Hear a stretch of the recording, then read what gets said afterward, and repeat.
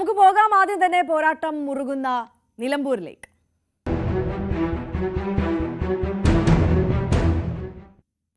നിലമ്പൂരിലെ UDF കൺവെൻഷനിൽ പാണക്കാട് കുടുംബാംഗങ്ങൾ പങ്കെടുക്കാത്തതിലാണ് ഇപ്പോൾ രാഷ്ട്രീയ വിവാദം മുറുകുന്നത്.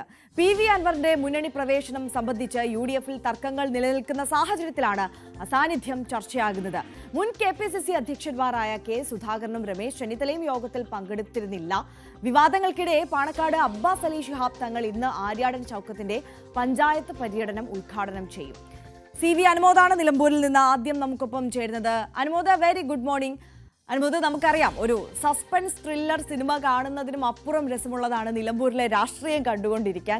കഴിഞ്ഞ ദിവസങ്ങളിൽ ചർച്ചയായത് ഇപ്പോൾ ഈ സൂചിപ്പിച്ചതുപോലെ തന്നെ ഈ UDF കൺവെൻഷനിൽ പാണക്കാട് കുടുംബാംഗങ്ങൾ പങ്കെടുത്തില്ല എന്നുള്ളതാണ്. അപ്പോൾ തിരക്കാണ് എന്നുള്ള വിശദീകരണമുണ്ട്. തിരക്കാണോ ചുരുക്കാണോ എന്നുള്ളതാണ് രാഷ്ട്രീയ കേരളം ചോദിച്ചുകൊണ്ടേയിരിക്കുന്നത്. ഈ വിവാദങ്ങൾക്കൊക്കെ ഇന്നൊരു പരിസമാപ്തി ഉണ്ടാക്കാൻ UDFന് കഴിയും. അതിനുള്ള ഒരു നീക്കത്തിലേക്കൊക്കെ കടക്കുന്നു എന്നതാണ് മനസ്സിലാക്കുന്നത്.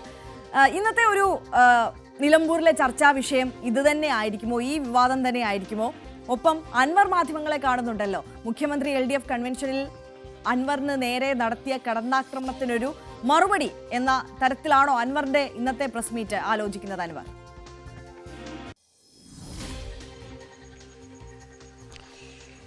Good morning Arya. നിലമ്പൂരിൽ ഓരോ ദിവസവും ട്വിസ്റ്റുകൾ നിറയുന്ന സാഹചര്യം. UDFിൻ്റെ കൺവെൻഷൻ ജനസമ്പർക്കം, അതായത് അത്രയും അധികം ആളുകളെ കൊണ്ട് നിറഞ്ഞിരുന്നു. ആളുകൾ ആത്മവിശ്വാസം നൽകുന്ന ഒരു സാഹചര്യം UDFന് നൽകുന്നുണ്ട്. പക്ഷേ അതിനൊക്കെ അപ്പുറം പാണക്കാട് കുടുംബാംഗങ്ങളുടെ അഭാവമാണ് ഈ ഒരു കൺവെൻഷനെ ഇപ്പോൾ കൂടുതൽ രാഷ്ട്രീയ വിവാദത്തിലേക്ക് നയിച്ചത്. ഇതിൽ ഏറ്റവും പ്രധാനപ്പെട്ട കാര്യം, ലീഗ് ഇതിന് വിശദീകരണം നൽകി കഴിഞ്ഞിട്ടുണ്ട്. സാദിഖ് അലി ശിഹാബ് തങ്ങൾ ഹജ്ജിന് പോയിരിക്കുന്നു. അതുപോലെ തന്നെ മറ്റ് നേതാക്കളൊക്കെ ഇതുമായി ബന്ധപ്പെട്ട യാത്രകളിലും മറ്റുമൊക്കെയാണ് എന്നാണ് പറയുന്നത്. മുനവർ അലി ശിഹാബ് തങ്ങൾ ദുബായിലാണുള്ളത്. അബ്ബാസ് അലി ശിഹാബ് തങ്ങളാണ് ലീഗിൻ്റെ ജില്ലാ അധ്യക്ഷനായ അബ്ബാസ് അലി തങ്ങളാണ് പിന്നെ ഉള്ളത്. അദ്ദേഹം ഒഴിവാക്കാൻ കഴിയാത്ത തിരക്കിലായിരുന്നു എന്നൊരു വിശദീകരണമാണ് ലീഗ് നേതാക്കൾ ഇന്നലെ നൽകിയിട്ടുള്ളത്.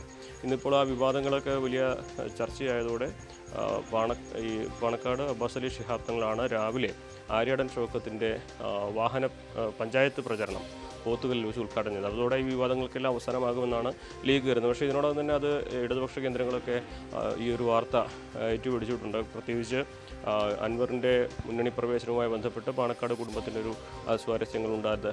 പ്രത്യേകിച്ച് ലീഗിൻ്റെ വാക്കുകൾ UDF ചെവിക്കൊള്ളാത്തതിലുള്ള പ്രതിഷേധം അത്തരത്തിലുണ്ട് എന്ന തരത്തിലാണ് പ്രചാരണം.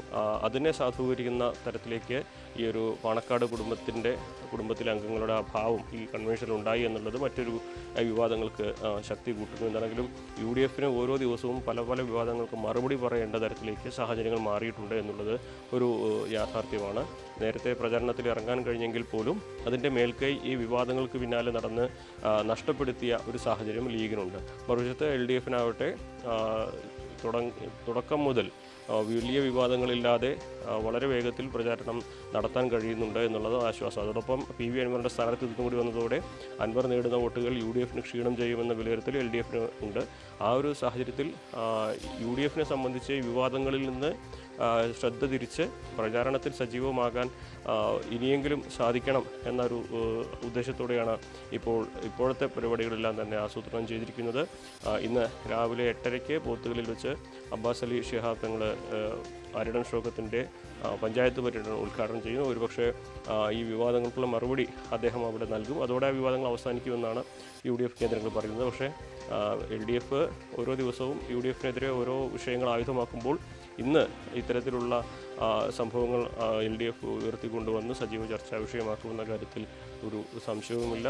അതോടൊപ്പം തന്നെ PV അൻവറിൻ്റെ സാന്നിധ്യം. PV അൻവർ ഇന്ന് മുഖ്യമന്ത്രിക്കെതിരെയുള്ള മറുപടികൾ നിലമ്പൂരിൽ വാർത്താ സമ്മേളനം വിളിച്ച് വ്യക്തമാക്കുമെന്നാണ് അറിയിച്ചിരുന്നത്.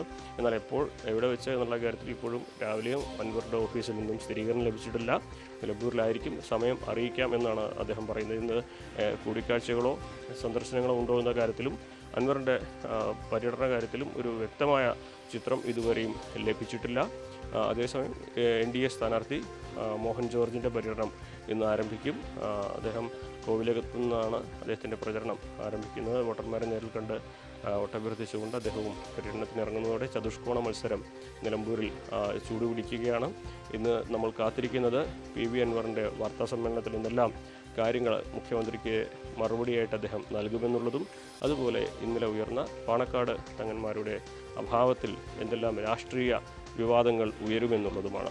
ആര്യ, അനുമോദ്, നമ്മളിപ്പോൾ സൂചിപ്പിച്ചതുപോലെ തന്നെ അൻവർ ഉയർത്തിക്കൊണ്ടുവരുന്ന വിവാദങ്ങളും വിമർശനങ്ങളും ഒക്കെ തന്നെ ആയിരിക്കാം വരുന്ന ദിവസങ്ങളിലും കൂടുതലായി ചർച്ച ചെയ്യുക. ഇപ്പോൾ അൻവർ പറയുന്ന വിമർശനങ്ങൾക്കും ആരോപണങ്ങൾക്കുമൊക്കെ മറുപടി പറയാൻ തന്നെ UDF-നും LDF-നും ഒരുപാട് സമയം മാറ്റിവെക്കേണ്ടി വരും. ഇന്നലെ തന്നെ നമ്മൾ കണ്ടു പിണറായിസത്തിനെതിരെ, മരുമോനിസത്തിനെതിരെ, സതീശനിസത്തിനെതിരെ അങ്ങനെ ഒരുപാട് വിമർശനങ്ങളും ആരോപണങ്ങളുടെയും ഒക്കെ ഒരു കെട്ടഴിക്കുകയാണ് ഓരോ ദിവസവും അൻവർ പറയുന്നത്. ഈ ആരോപണങ്ങൾ ഉന്നയിക്കുക മാത്രമല്ല, ഇനി തൻ്റെ പക്കൽ ഒരുപാട് തെളിവുകൾ കൂടിയുണ്ട്. അത് അങ്ങാടിയിൽ TV വെച്ച് ജനങ്ങളെ മുഴുവൻ കാണിക്കുമെന്നുള്ളതാണ്. ഇത് വെറും ഭീഷണി മാത്രമായിട്ടാണോ, അതോ അത്തരത്തിൽ ശക്തമായി തന്നെ ആഞ്ഞടിക്കാൻ തുനിഞ്ഞിറങ്ങിയിരിക്കുകയാണോ അൻവർ? എന്താണ് നമുക്ക് അൻവർ സർക്കിളിൽ നിന്ന് മനസ്സിലാകുന്ന കാര്യം?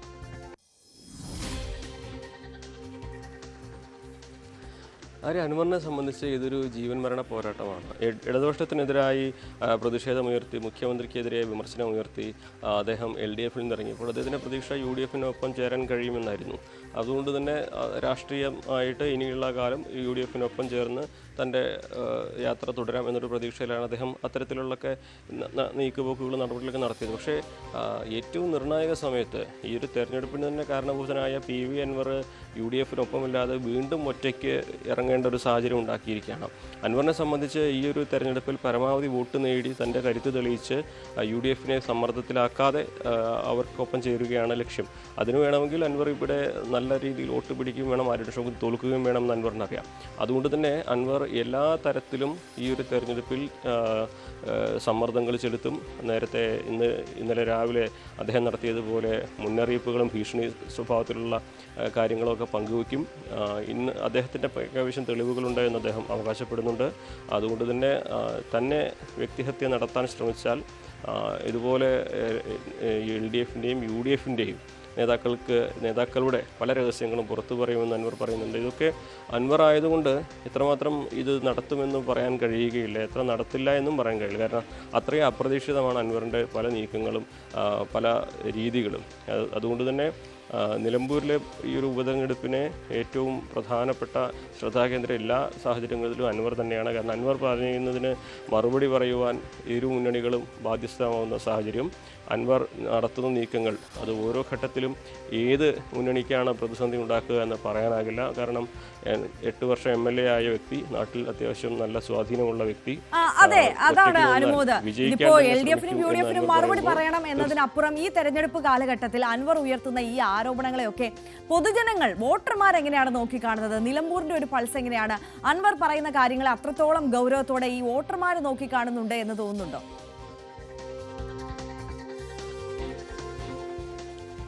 തീർച്ചയായും അൻവറിനെ സംബന്ധിച്ച് ഈ നിലമ്പൂരിലെ വോട്ടർമാരെ അദ്ദേഹത്തിൻ്റെ കൂടെ നിർത്തുക മാത്രമാണ് ഇനി ഒരു പ്രധാനപ്പെട്ട വഴി. അദ്ദേഹത്തിൻ്റെ ഒരു കഴിഞ്ഞ ദിവസത്തെ വാർത്താ സമ്മേളനത്തിൽ അദ്ദേഹം പറഞ്ഞിരുന്നത് ചെറിയ പാർട്ടിക്കാർ, ചെറിയ സംഘടനകൾ, ചെറിയ കൂട്ടായ്മകൾ, അവരെയൊക്കെ വിശ്വാസത്തിലെടുത്ത് മുന്നോട്ട് കൊണ്ടുപോവുകയാണ് അൻവർ ഉദ്ദേശിക്കുന്നത്.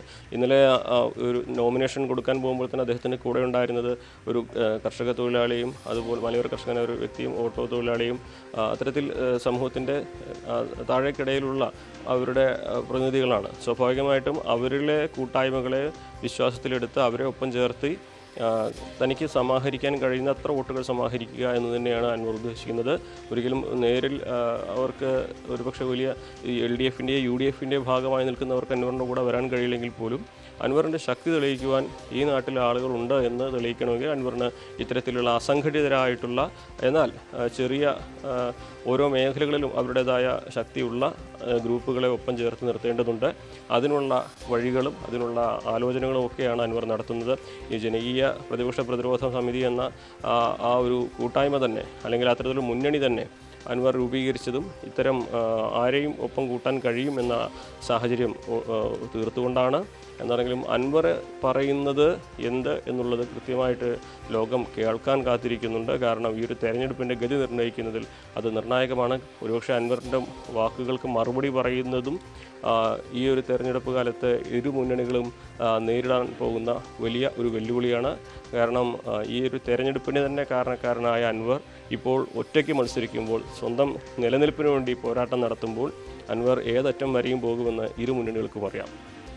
തീർച്ചയായും അതാണ് നിലമ്പൂരിലെ ഒരു രാഷ്ട്രീയ സാഹചര്യമാണ് അനുമോദ് പങ്കുവച്ചത്. ഇനി നിലമ്പൂരിലെ തിരഞ്ഞെടുപ്പുമായി ബന്ധപ്പെട്ട് നമ്മൾ മുന്നോട്ട് പോകുമ്പോൾ ഇന്ന് നാമനിർദ്ദേശ പത്രികകളുടെ സൂക്ഷ്മ പരിശോധനാ ദിവസമാണ്. മുന്നണി സ്ഥാനാർത്ഥികൾ ഉൾപ്പെടെ 12 പേരാണ് മത്സര രംഗത്തുള്ളത്. പത്രിക പിൻവലിക്കാനുള്ള അവസാന ദിവസം മറ്റന്നാളുമാണ്. MS അനീഷ് കുമാർ ഉണ്ട് നമുക്കൊപ്പം. Aneesha, very good morning. ഇന്ന് സൂക്ഷ്മ പരിശോധന നടത്തുകയാണ്. നേരത്തെ നമ്മൾ തുടക്കത്തിൽ സൂചിപ്പിച്ചതുപോലെ തന്നെ ഇടത് വലത് മുന്നണിക്ക് അപരന്മാരില്ല എന്ന ഒരു സാഹചര്യമുണ്ട്. പക്ഷേ അൻവറിനാണെങ്കിൽ അൻവർ സാദത്ത് അവിടെ അപരൻ എന്ന് വിശേഷിപ്പിക്കാം അല്ലേ? അങ്ങനെ ഒരു സാഹചര്യമാണ്.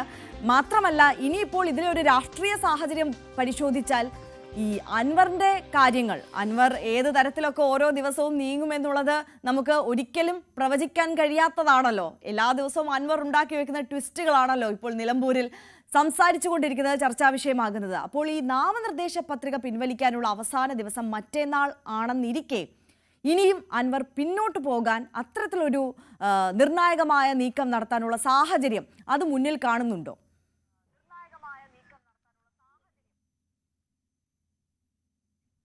ആര്യ, അൻവർ ആയതുകൊണ്ട് തന്നെ പ്രവചിക്കാൻ കഴിയില്ല. കാരണം ഇന്ന് വൈകിട്ട് എടുക്കുന്ന തീരുമാനമാവില്ല നാളെ രാവിലെ അദ്ദേഹത്തിൻ്റെ നാളെ രാവിലത്തെ തീരുമാനമാവില്ല മറ്റന്നാൾ എടുക്കുന്നത്. അതുകൊണ്ട് നേരത്തെ UDF കൺവീനർ അടൂർ പ്രകാശൊക്കെ പറഞ്ഞതുപോലെ അവസാന നിമിഷം വരെ കാത്തിരിക്കുന്ന ഒരു മൂഡിലായിരുന്നു നേരത്തെ UDF. എന്നാൽ UDF ആ വാതിലുകൾ മലർക്കെ അടച്ചിരിക്കുന്നു. അടഞ്ഞ അധ്യായമാണ് എന്ന് കണ്ട് എഴുതി തള്ളിയിരിക്കുന്ന ഒരു സാഹചര്യമുണ്ട്. അതുകൊണ്ട് അൻവറിൻ്റെ ഒരു തിരിച്ചുപോക്കിനെ പറ്റി ഇനി പറയാൻ കഴിയില്ല. പക്ഷേ പത്രിക പിൻവലിക്കുമോ എന്നടക്കമുള്ള കാര്യങ്ങളെക്കുറിച്ച് ഇപ്പോഴും നമ്മൾ ചർച്ച ചെയ്യേണ്ടതുണ്ട്. ഒരു പക്ഷേ അൻവർ ആയതുകൊണ്ട് തന്നെ പ്രവചനാതീതമായ സ്വഭാവം കാണിക്കും. ഇപ്പോൾ ഈ മത്സരിക്കുന്നു എന്നൊക്കെയുള്ള പ്രതീതി നിലനിർത്തിയാൽ പോലും പിൻവലിക്കാനുള്ള സാധ്യതകൾ പോലും തള്ളിക്കളയാത്ത വോട്ടർമാരും ഇവിടെ ഉണ്ട്. പക്ഷേ ഒരു ശക്തമായ ഒരു ത്രികോണ മത്സരത്തിലേക്ക് എന്ന് വേണമെങ്കിൽ വിശേഷിപ്പിക്കും. കാരണം BJP അത്ര ഗതി നിർണ്ണയിക്കുന്ന ഒരു രാഷ്ട്രീയ ശക്തിയായി ഇതുവരെ നിലമ്പൂർ മണ്ഡലത്തിൽ മാറിയിട്ടില്ല. അതുകൊണ്ട് പുതിയ സ്ഥാനാർത്ഥിക്ക് എന്തെങ്കിലും അത്ഭുതങ്ങൾ പെട്ടെന്ന് സൃഷ്ടിക്കാൻ കഴിയുമോ എന്ന് നമുക്ക് ഇപ്പോഴും ഉറപ്പില്ല. മറിച്ച് 3 ശക്തരായ സ്ഥാനാർത്ഥികൾ നിലവിൽ തന്നെ കളം പിടിച്ച് തെരഞ്ഞെടുപ്പിനായി ഗോദയിൽ ഇറങ്ങിക്കഴിഞ്ഞിരിക്കുന്നു. ഒരു സ്ഥാനാർത്ഥി ലൈനപ്പ് ഏതാണ്ട് കൃത്യമായിരിക്കുന്നു. 17 പത്രികകൾ ഇന്നലെ സമർപ്പിച്ചു. പക്ഷേ 12 സ്ഥാനാർത്ഥികളുടെ പത്രികകളാണ്. അതിൽ ഈ മുഖ്യ സ്ഥാനാർത്ഥികളുടെ ഡെമ്മി അടക്കമുള്ള പത്രികകൾ ഉള്ള ഒരു സാഹചര്യമുണ്ട്. ഇന്ന് പെരിന്തൽമണ്ണയിൽ ഈ പത്രികകളുടെ സൂക്ഷ്മ പരിശോധന നടക്കും. ഈ പരിശോധനയ്ക്ക് ശേഷമാവും ഏതൊക്കെ സ്ഥാനാർത്ഥികൾ മത്സരരംഗത്തുണ്ട് എന്ന കാര്യത്തിൽ ആദ്യത്തെ ഒരു വ്യക്തത ലഭിക്കുക. ചിലപ്പോൾ ഈ പത്രിക പിൻവലിക്കുന്നതിനുള്ള സമയമുണ്ട്. ഈ സ്വതന്ത്ര അടക്കമുള്ള ആളുകൾ പത്രിക നൽകിയിട്ടുണ്ട്. SDP സ്ഥാനാർത്ഥിയുണ്ട്, NDP സ്ഥാനാർത്ഥിയുണ്ട്, അങ്ങനെ പലരും പത്രിക നൽകിയിട്ടുണ്ട്. പക്ഷേ ഏറ്റവും പ്രധാനപ്പെട്ട സ്ഥാനാർത്ഥികൾക്ക് ഈ ആര്യാടൻ ഷൗക്കത്തിനും സ്വരാജിനുമൊന്നും ഈ അപരഭീഷണി ഇല്ല എന്നൊരു ആശ്വാസമുണ്ട്. മറിച്ച് PV അൻവറിന് അൻവർ സാദത്ത് എന്ന ഒരു കോൺഗ്രസ് പ്രവർത്തകനായ ആൾ പത്രിക നൽകിയിട്ടുണ്ട്. അത് പക്ഷേ അവർ പരസ്യമായി ഈ കോൺഗ്രസ് പ്രവർത്തകനെന്നോ അല്ലെങ്കിൽ ഈ അപരനെന്നോ പറയില്ലെങ്കിൽ പോലും അങ്ങനെ ഒരു അപര സാന്നിധ്യമുണ്ട്. നേരത്തെ M. സ്വരാജ് അടക്കമുള്ളവർ പറഞ്ഞിരുന്നു ഈ ജനാധിപത്യത്തിൽ ഈ ജനാധിപത്യ മൂല്യങ്ങൾ ഉയർത്തിപ്പിടിച്ചുള്ള മത്സരമാണ് വേണ്ടത്. അതുകൊണ്ട് അപരന്മാരടക്കമുള്ളവരുടെ സാന്നിധ്യം ഉണ്ടാവില്ല. പരമാവധി ആളുകൾ തെരഞ്ഞെടുപ്പിൽ മത്സരിക്കുന്നതാണ് തങ്ങൾക്ക് ഏറ്റവും ഹിതകരമായ കാര്യമെന്നൊക്കെ പറഞ്ഞിട്ടുണ്ട്. എന്തായാലും അത്തരത്തിലൊരു അപര സാന്നിധ്യം ഇല്ലാത്ത ഒരു തെരഞ്ഞെടുപ്പ് ആണ് വരാൻ പോകുന്നത്. നമുക്കിപ്പോൾ പ്രഭാത നടത്തത്തിനായി ആളുകളൊക്കെ വരുന്നൊരു സാഹചര്യം. റോജിയം ജോൺ ആണ് ഇപ്പോൾ ഉള്ളത്. തെരഞ്ഞെടുപ്പിൻ്റെ ഒരു ചിത്രം വ്യക്തമായിരിക്കുന്നു. എങ്ങനെയാണ് UDFിൻ്റെ പ്രതീക്ഷകൾ? UDF തികഞ്ഞ ആത്മവിശ്വാസത്തിലാണ്. 100% വിജയം കൈവരിക്കും. ഞങ്ങൾ തൃക്കാക്കരയിലും പാലക്കാടും അതുപോലെ തന്നെ പുതുപ്പള്ളിയിലും ഒക്കെ പറഞ്ഞതുപോലെ ഒരു ചരിത്ര വിജയം നിലമ്പൂരിലുണ്ടാകും. അതിനുള്ള എല്ലാ തയ്യാറെടുപ്പുകളും ഞങ്ങൾ നടത്തിയിട്ടുണ്ട്, മുന്നൊരുക്കവും ഞങ്ങൾ നടത്തിയിട്ടുണ്ട്. ഞങ്ങൾക്ക് നിലമ്പൂരിലെ ജനങ്ങളിൽ തികഞ്ഞ വിശ്വാസമുണ്ട്. കാരണം കഴിഞ്ഞ 9 വർഷമായി കേരളത്തിൽ അധികാരത്തിലിരിക്കുന്ന ഈ സർക്കാരിൻ്റെ പ്രവർത്തനങ്ങളെ, ഈ സർക്കാരിൻ്റെ കൊള്ളരുതായ്മകളെ നിലമ്പൂരിലെ ജനങ്ങൾ കൃത്യമായി വിലയിരുത്തൽ നടത്തും എന്നുള്ളത് തന്നെയാണ് ഞങ്ങളുടെ പ്രതീക്ഷ. ഒരു ആശയക്കുഴപ്പം തുടക്കത്തിലുണ്ടായി. ആദ്യത്തെ ഒരു 4-5 ദിവസം അൻവറിന് വേണ്ടി, അൻവറാണ് ഈ തെരഞ്ഞെടുപ്പിൻ്റെ ഒരു കാരണഭൂതൻ. പക്ഷേ അൻവറിന് വേണ്ടിയുള്ള കാത്തിരിപ്പ് വേണോ വേണ്ടയോ എന്നുള്ള തീരുമാനം, പാതിരാ ചർച്ചകളൊക്കെ ഒടുവിൽ നിങ്ങൾ, പക്ഷേ അവിടെ ഒരു ആശയക്കുഴപ്പം വന്നില്ലേ? LDF പറയുന്നതും ആശയക്കുഴപ്പവും കൺഫ്യൂഷനൊക്കെ നിങ്ങളുടെ ക്യാമ്പിലാണെന്ന് പറയുന്നു. LDF ഞങ്ങളുടെ MLA ആയിരുന്നില്ലല്ലോ. അല്ല, അൻവർ ഞങ്ങളുടെ MLA ആയിരുന്നല്ലോ. അൻവർ LDFിൻ്റെ MLA ആയിരുന്നു. അദ്ദേഹം രാജിവെച്ചു. അപ്പോൾ നഷ്ടം LDFിൻ്റേതാണ്. പിന്നെ ഞങ്ങൾക്ക് ആശയക്കുഴപ്പമൊന്നും ഉണ്ടായിട്ടില്ല. ആശയക്കുഴപ്പം മാധ്യമങ്ങൾക്കാണ് ഉണ്ടായിട്ടുള്ളത്. ഞങ്ങൾ അൻവർ UDFിലേക്ക് വരുന്നുവെങ്കിൽ വരാൻ ഞങ്ങളതിനുള്ള അവസരം കൊടുത്തു, അല്ലെങ്കിൽ ഞങ്ങളതിനുള്ള സാഹചര്യം, ഞങ്ങൾ ചർച്ചകൾ നടത്തിയെന്നുള്ളതാണ്. പക്ഷേ ഞങ്ങൾക്ക് കൃത്യമായി കോൺഗ്രസിൻ്റെ സ്ഥാനാർത്ഥി ആരായിരിക്കണം എന്നതിനെ സംബന്ധിച്ച് ഞങ്ങൾക്ക് കൃത്യമായിട്ടുള്ള ധാരണയുണ്ട്. അക്കാര്യത്തിലൊന്നും ഞങ്ങൾക്ക് യാതൊരു തരത്തിലുള്ള ആശയക്കുഴപ്പം ഉണ്ടായിരുന്നില്ല. അദ്ദേഹത്തിനാണ് ആശയക്കുഴപ്പം ഉണ്ടായിരുന്നത്. അതുകൊണ്ട് അദ്ദേഹം ഞാൻ പറഞ്ഞല്ലോ, UDF പിന്തുണയ്ക്കാൻ തയ്യാറായിട്ടുള്ള ആര് വന്നാലും ഞങ്ങളത് സ്വീകരിക്കാൻ തയ്യാറായിരുന്നു. അപ്പോൾ ഞങ്ങൾക്ക് അതിനെ സംബന്ധിച്ച് മറ്റ് ആശയക്കുഴപ്പങ്ങളൊന്നുമില്ല. ഞങ്ങൾ തെരഞ്ഞെടുപ്പ് രംഗത്ത് വളരെയേറെ മുന്നോട്ട് പോയി കഴിഞ്ഞിരിക്കുന്നു. ഞങ്ങൾ തെരഞ്ഞെടുപ്പ് പ്രഖ്യാപിച്ച് 24 മണിക്കൂറിനുള്ളിൽ തന്നെ ഞങ്ങൾ സ്ഥാനാർത്ഥിയെ പ്രഖ്യാപിക്കുകയാണ് ഉണ്ടായത്. അപ്പോൾ അതിന് ഞങ്ങൾക്ക് ഞങ്ങളുടേതായിട്ടുള്ള രീതിയുണ്ട്. കോൺഗ്രസിന് ഒരു പാർട്ടി എന്ന നിലയിൽ കോൺഗ്രസിൻ്റേതായിട്ടുള്ള രീതികളുണ്ട്.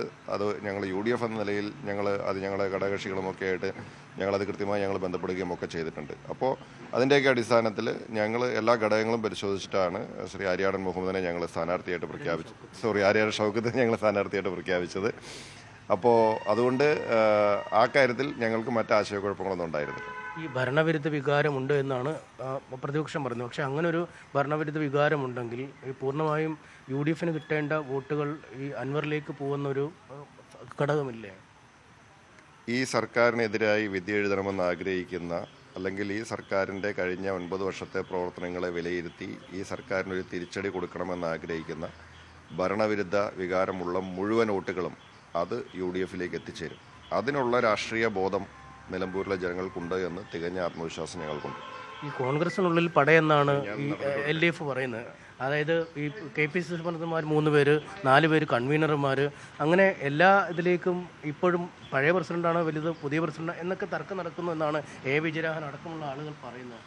വിജയരാഘവൻ അങ്ങനത്തെ കൺഫ്യൂഷനൊക്കെ ഉണ്ടാകുമായിരിക്കാം. കാരണം ഞങ്ങൾക്ക് അങ്ങനത്തെ കൺഫ്യൂഷനൊന്നുമില്ല. പിന്നെ വേറൊരു കാര്യമുണ്ട്, വിജയരാഘവനെ സംബന്ധിച്ചിടത്തോളം, CPM സംബന്ധിച്ചിടത്തോളം അവരുടെ പിണറായി വിജയനും അതുപോലെ തന്നെ കുടുംബവും പറയുന്നത് അനുസരിക്കുക എന്നുള്ളത് മാത്രമേ അവിടെയുള്ള ആളുകളെ സംബന്ധിച്ചിട്ട് ഒരു മാർഗമുള്ളൂ. അപ്പോൾ അതിനകത്ത് വേറെ ജനാധിപത്യ രീതികളൊന്നുമില്ല. കോൺഗ്രസ് ജനാധിപത്യ പാർട്ടിയാണ്. ഞങ്ങൾക്ക് എല്ലാവർക്കും അഭിപ്രായം പറയാനുള്ള അവകാശവും സ്വാതന്ത്ര്യവും ഒക്കെ ഉള്ളൊരു പാർട്ടിയാണ്. അതൊക്കെ ഞങ്ങൾ പറയും. വിജയരാഘവനെ സംബന്ധിച്ചിടത്തോളം, അല്ലെങ്കിൽ CPM മറ്റ് നേതാക്കളെ അണികളെ സംബന്ധിച്ചിടത്തോളം പിണറായി വിജയനും കുടുംബവും പറയുന്നത് തമ്പ്രാന്ന് പറഞ്ഞിട്ട് അനുസരിക്കാമെന്ന് മാത്രമേ ഉള്ളൂ. ഞങ്ങൾക്ക് അങ്ങനത്തെ രീതിയില്ല. തീർച്ചയായും അതാണ് ഈ കാര്യങ്ങൾ തീരുമാനിക്കുക കോൺഗ്രസിൽ കൂട്ടമായാണ്. വലിയ വിജയം തന്നെ ഈ തെരഞ്ഞെടുപ്പിൽ ഉണ്ടാകുമെന്നാണ് റോജി എം ജോൺ പറയുന്നത്. അങ്ങനെ ഈ UDF ക്യാമ്പ് തികഞ്ഞ ആത്മവിശ്വാസത്തിലാണ്. ഈ ഭരണവിരുദ്ധ വികാരം കൊണ്ട് കിട്ടുന്ന വോട്ടുകൾ അത് പൂർണ്ണമായും അൻവറിലേക്കൊന്നും ചിതറിപ്പോകാതെ UDF തന്നെ ലഭിക്കും, ആര്യാടൻ ഷൗക്കത്തിന് ലഭിക്കും എന്നാണ് റോജി എം ജോൺ പറയുന്നത്. സനീഷ് കുമാറാണ് ഈ സ്ക്രൂട്ടണിയുമായി ബന്ധപ്പെട്ട് വിവരങ്ങൾ നൽകിയത്. ഒപ്പം അനീഷിനോടൊപ്പം റോജി എം ജോൺ MLA കൂടി ഇപ്പോൾ ചേർന്നിരുന്നു. എന്തായാലും UDF ക്യാമ്പ് വലിയ ആത്മവിശ്വാസത്തിലാണ്. ഭരണവിരുദ്ധ വികാരമൊക്കെ വോട്ടായി മാറുമെന്നുള്ളതാണ് റോജി എം ജോൺ MLA ഇപ്പോൾ നമ്മളോട് പങ്കുവെച്ചത്.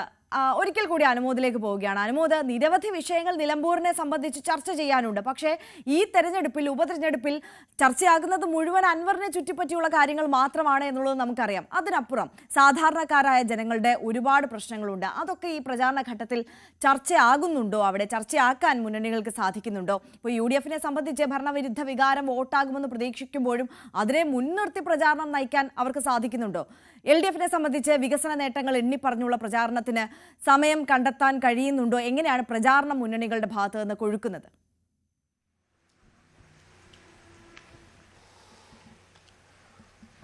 പ്രചരണ രംഗത്ത് ഇടതുപക്ഷം സർക്കാരിൻ്റെ വികസന നേട്ടങ്ങളും കഴിഞ്ഞ 8 വർഷം കൊണ്ട് നിലമ്പൂരിൽ കൊണ്ടുവന്ന മാറ്റങ്ങളും ഒക്കെ എണ്ണം പറഞ്ഞുകൊണ്ട് പ്രചരണം നടത്തുമ്പോൾ, പ്രതിപക്ഷം ഇവിടെ ഈ ഒരു 8 വർഷം കൊണ്ടുണ്ടായ പ്രശ്നങ്ങളും മലയോര മേഖലയിലെ ബുദ്ധിമുട്ടുകളും ബൈപ്പാസിൻ്റെ വിഷയങ്ങളടക്കം ഉന്നയിക്കുകയാണ് ചെയ്യുന്നത്. പക്ഷേ ഇവിടെ ഏറ്റവും പ്രധാനപ്പെട്ട കാര്യം, പ്രതിപക്ഷം ഇത്തരത്തിൽ പ്രചരണം നടത്തുമ്പോൾ പോലും അവരുടെ പ്രധാനപ്പെട്ട തലവേദന ഇതുവരെ അൻവറിനെ ഡീൽ ചെയ്യുക, അല്ലെങ്കിൽ അൻവർ വിഷയത്തിൽ മറുപടി പറയുക എന്നുള്ളതായിരുന്നു.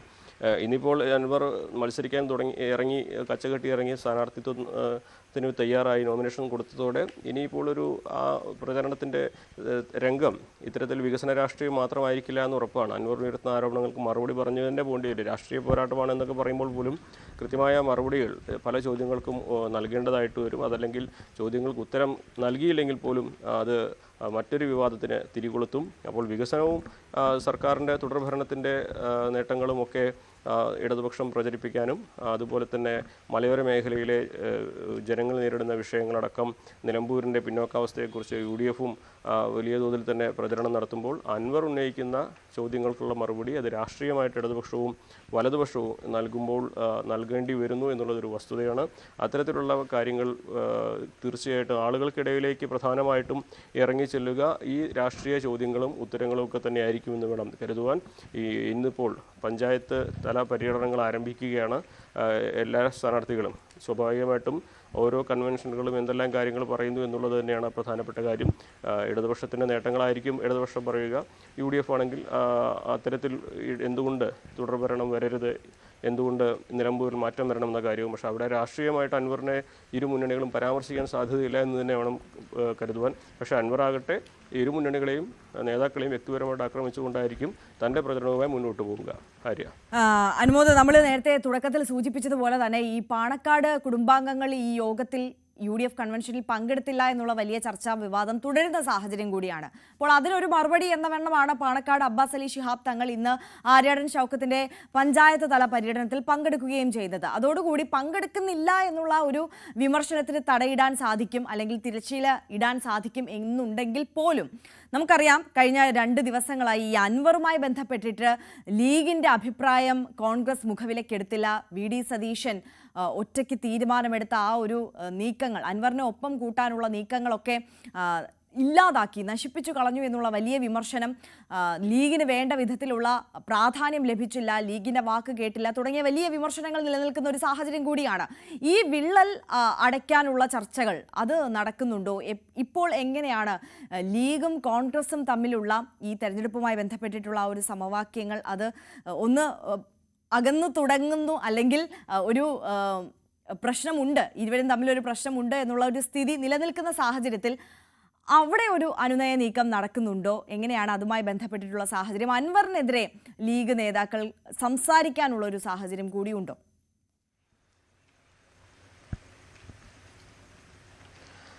വളരെ പ്രധാനപ്പെട്ടതാണ് ഈ ഒരു സാഹചര്യത്തിൽ ഏത് തരത്തിലാണ് കോൺഗ്രസ് ലീഗും തമ്മിൽ ഉണ്ടായിരിക്കുന്ന ചെറിയ ഒരു അഭിപ്രായ വ്യത്യാസം അത് വലുതാവാതെ നോക്കുക എന്നുള്ളത്.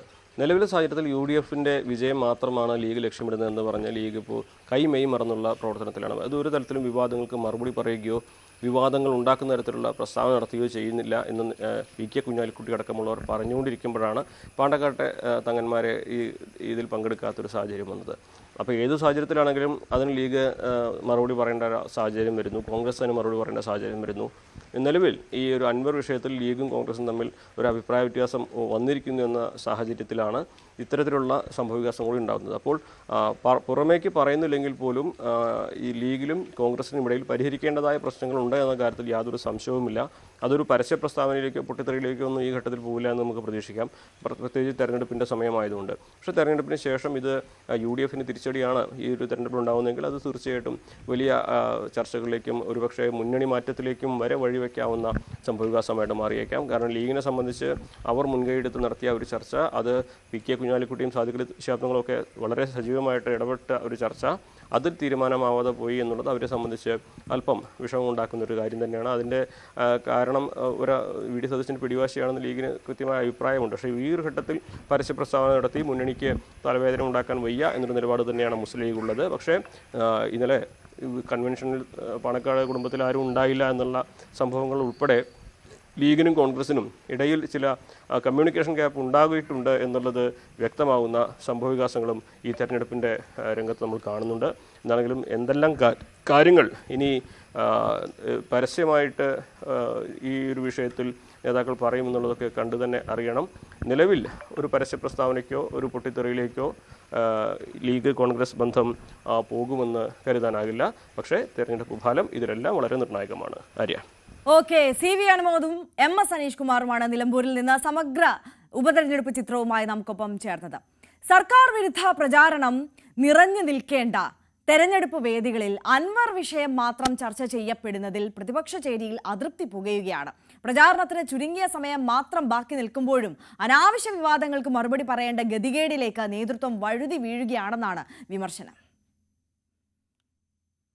മാസപ്പടി വിവാദത്തിൽ വീണ വിജയനെതിരായ SFIO കുറ്റപത്രത്തിലെ ഗുരുതര പരാമർശങ്ങൾ ലഹരി വ്യാപനത്തെ തുടർന്ന് കേരളം നടുങ്ങിയ കൂട്ടക്കൊലപാതക പരമ്പരകൾ, തൃശൂർ പൂരം കലക്കൽ വിവാദത്തിൽ ആഭ്യന്തര വകുപ്പിനെ സംശയനിഴലിൽ നിർത്തിയ ADGP MR അജിത് കുമാറിന്റെ വിവാദ ഇടപെടൽ, മുഖ്യമന്ത്രിയുടെ ഓഫീസിനെയും IPS ലോബിയെയും കടന്നാക്രമിച്ച് ഇടതുമുന്നണി ബന്ധം ഉപേക്ഷിച്ച PV അൻവറിന്റെ വെളിപ്പെടുത്തലുകൾ, ക്ഷേമ പെൻഷൻ വിതരണത്തിലെ കുടിശ്ശിക, എങ്ങുമെത്താതെ തുടരുന്ന ആശാ വർക്കർമാരുടെ അനിശ്ചിതകാല സമരം, ആശങ്കയ്ക്ക് വഴി തുറന്ന് രാജ്യത്തെ കോവിഡ് രോഗികളുടെ എണ്ണം ഏറ്റവും കൂടുതലുള്ള സംസ്ഥാനമായി കേരളം മാറിയ സാഹചര്യം, മലയോര കർഷകരെ ആശങ്കയിലാക്കിയ വന്യജീവി ആക്രമണവും കൃഷിനാശവും, ഏറ്റവും ഒടുവിൽ മലപ്പുറം കൂരിയാട് ദേശീയപാത തകർന്നു വീണതുൾപ്പെടെ സർക്കാരിനെ പ്രതിരോധത്തിലാക്കുന്ന ആയുധങ്ങൾ ഒരുപാട് കൈവശമുള്ളപ്പോഴും വിവാദങ്ങളും പ്രതികരണങ്ങളും വിശദീകരണങ്ങളും അൻവറിന്റെ രാഷ്ട്രീയ നീക്കങ്ങളിൽ മാത്രം ഒതുങ്ങുന്ന തരത്തിലേക്ക്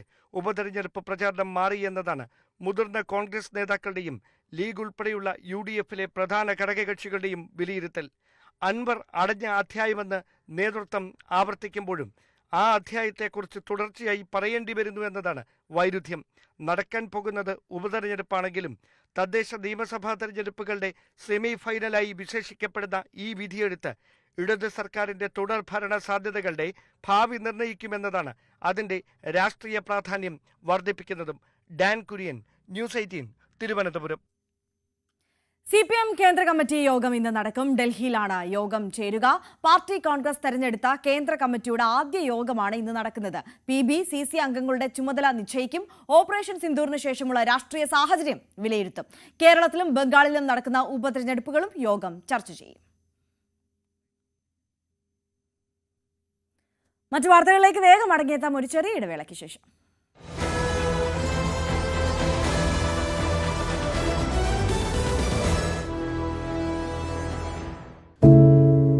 ഒരു മാധ്യമ പ്രവർത്തക എന്ന നിലയ്ക്ക് ഇപ്പോൾ ഏറ്റവും കൂടുതൽ കൈകാര്യം ചെയ്യേണ്ടി വരുന്നത് ലഹരിയുമായി ബന്ധപ്പെട്ട വാർത്തകളാണ്. കൊച്ചുകുട്ടികൾ മുതൽ യുവാക്കൾ വരെ എല്ലാവരും ഉൾപ്പെട്ടിരിക്കുന്ന ലഹരിയുടെ ഒരു വല. എന്താണ് നമ്മുടെ യുവതലമുറയ്ക്ക് സംഭവിക്കുന്നത് എന്നൊക്കെ എല്ലാവരും ചോദിച്ചു കാണും. പക്ഷേ അവരുടെ പ്രശ്നങ്ങളെ, അത് കുട്ടികൾ മുതൽ യുവാക്കൾ വരെ, അവരുടെ പ്രശ്നങ്ങളെ കേൾക്കുന്നതിന്, മനസ്സിലാക്കുന്നതിന്, ഒരു പരിഹാരം പറയുന്നതിന് മുതിർന്നവരായ നമുക്ക് എത്രമാത്രം കഴിയുന്നുണ്ട്? അവരിൽ ഉണ്ടാകുന്ന ചെറിയ മാറ്റങ്ങൾ നമ്മൾ തിരിച്ചറിയാറുണ്ടോ? അവരുടെ ചുറ്റുമുള്ളത് ഒരു മായാലോകമാണ്. സോഷ്യൽ മീഡിയയുടെ, വീഡിയോ ഗെയിമുകളുടെ, സിനിമയുടെ, വാർത്തയുടെ വലിയ വിവരശേഖരത്തിന്റെ ലോകം. ആ ലോകത്തിനകത്ത് കുരുങ്ങിപ്പോകുന്ന കുട്ടികളെ തിരിച്ച് യഥാർത്ഥ ജീവിതത്തിലേക്ക്, മണ്ണിന്റെ മണമുള്ള ജീവിതത്തിലേക്ക് തിരിച്ചു കൊണ്ടുവരാൻ നമുക്കും കഴിയേണ്ടതല്ലേ?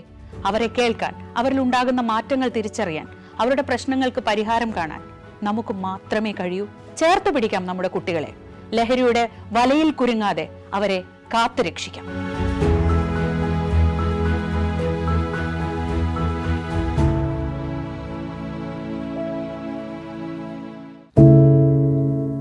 എന്തുപറ്റി നമ്മുടെ നാടിന് എന്ന് ചോദിച്ചു പോകുന്ന കാര്യങ്ങളാണ് ഇപ്പോൾ സംഭവിക്കുന്നത്. എന്തൊക്കെയാണ് നമ്മുടെ യുവതലമുറ തെരുവുകളിൽ കാട്ടിക്കൂട്ടുന്നത്? കൊല്ലാൻ പോലും മടികാട്ടാത്ത ഇവർ സ്വബോധത്താൽ ഇങ്ങനെയൊന്നും ചെയ്യില്ല. നാടിന്റെ അഭിമാനമായി വളരേണ്ട യുവത്വത്തെ ഇങ്ങനെ പോകാൻ അനുവദിച്ചുകൂടാ. നമ്മൾ ഓരോരുത്തരും മാതാപിതാക്കൾ കൂടിയാണ്. നേർവഴിക്ക് നടത്താൻ, തെറ്റുകൾ പറഞ്ഞു മനസ്സിലാക്കാൻ നമുക്ക് കഴിയണം. ഇപ്പോഴത്തെ അക്രമ സംഭവങ്ങളിൽ 99% ലഹരിയുടെ, പ്രത്യേകിച്ച് ഗുരുതരമായ ആരോഗ്യ പ്രശ്നങ്ങളിലേക്ക് കൊണ്ടുവന്നെത്തിക്കുന്ന ഡ്രഗ്സിന്റെ ഉപയോഗമുണ്ടെന്ന് മനസ്സിലാക്കിയിട്ടുണ്ട്. ഇത് നിസ്സാരമല്ല. കണ്ടില്ലെന്ന് നടിക്കാൻ ആർക്കുമാവില്ല. ജീവിതം ഒട്ടേറെ ബാക്കിയുണ്ടെന്ന് യുവതലമുറ മനസ്സിലാക്കണം. സ്നേഹിക്കാൻ, സർഗാത്മകത, ലഹരിയുടെ സഹായമില്ലാതെ വളർത്താൻ അവർക്ക് കഴിയണം. നിയമത്തിന്റെ ശക്തി അവരെ ബോധ്യപ്പെടുത്തണം. Say no to drugs, a big yes to life.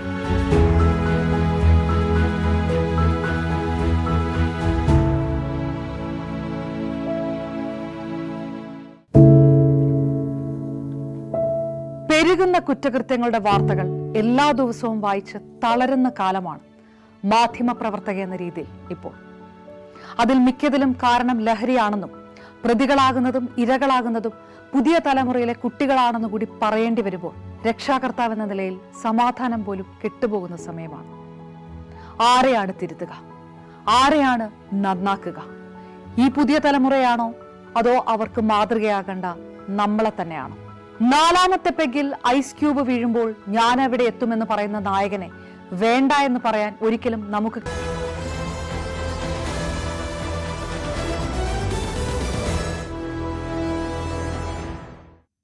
വാർത്തകളിലേക്ക് മടങ്ങിയെത്തുമ്പോൾ നമ്മൾ തുടക്കത്തിൽ സൂചിപ്പിച്ചിരുന്നു ഈ കോവിഡ് രാജ്യത്തും സംസ്ഥാനത്തും ഒക്കെ വലിയ ആശങ്കയായി നിലനിൽക്കുകയാണ്. പക്ഷെ നമ്മൾ കേരളത്തിലെ സാഹചര്യം എടുത്താൽ ഇത് കോവിഡ് വീണ്ടും പടർന്നു പിടിക്കുന്നു എന്ന ആശങ്കകൾക്കിടെ കേരളത്തിൽ പലതരം പനികൾ വ്യാപകമാകുന്നുണ്ട് എന്നുള്ളതാണ് കണക്കുകൾ സൂചിപ്പിക്കുന്നത്. എലിപ്പനി, ഡെങ്കിപ്പനി, ചെള്ളുപനി, മസ്തിഷ്ക ജ്വരം തുടങ്ങിയവ ബാധിച്ച് 37 മരണങ്ങളാണ് കഴിഞ്ഞ മാസം മാത്രമുണ്ടായത്. 2 ലക്ഷത്തിലേറെ പേരാണ് പനിക്ക് ചികിത്സ തേടിയത്. 1435 പേർ കോവിഡിനും ചികിത്സയിലാണ്. നമുക്ക് കണക്കുകൾ വിശദമായി കണ്ടിട്ട് വരാം.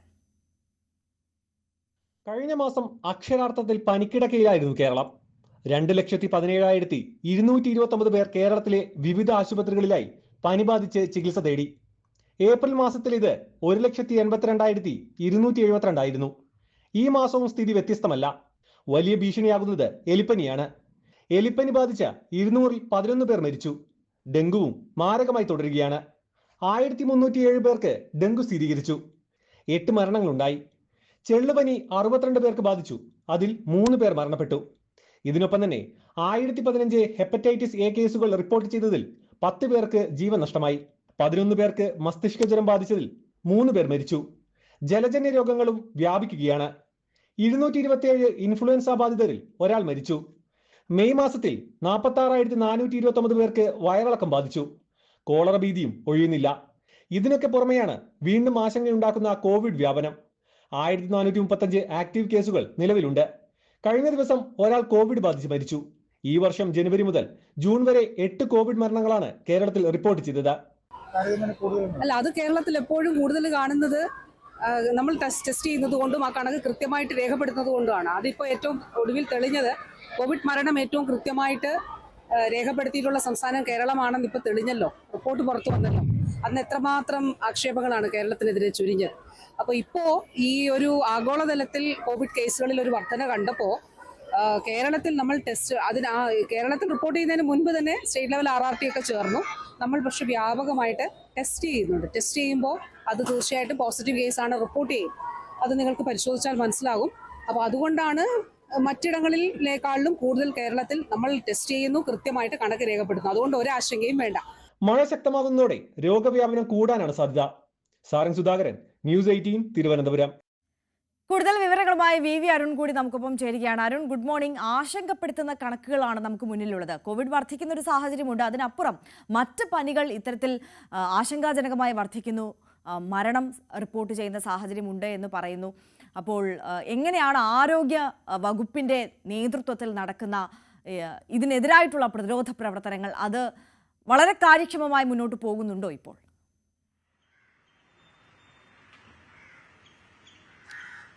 ആര്യ, പകർച്ചപ്പനിയും മറ്റ് സാംക്രമിക രോഗങ്ങളും അക്ഷരാർത്ഥത്തിൽ പടർന്നു പിടിക്കുകയാണ് കേരളത്തിൽ.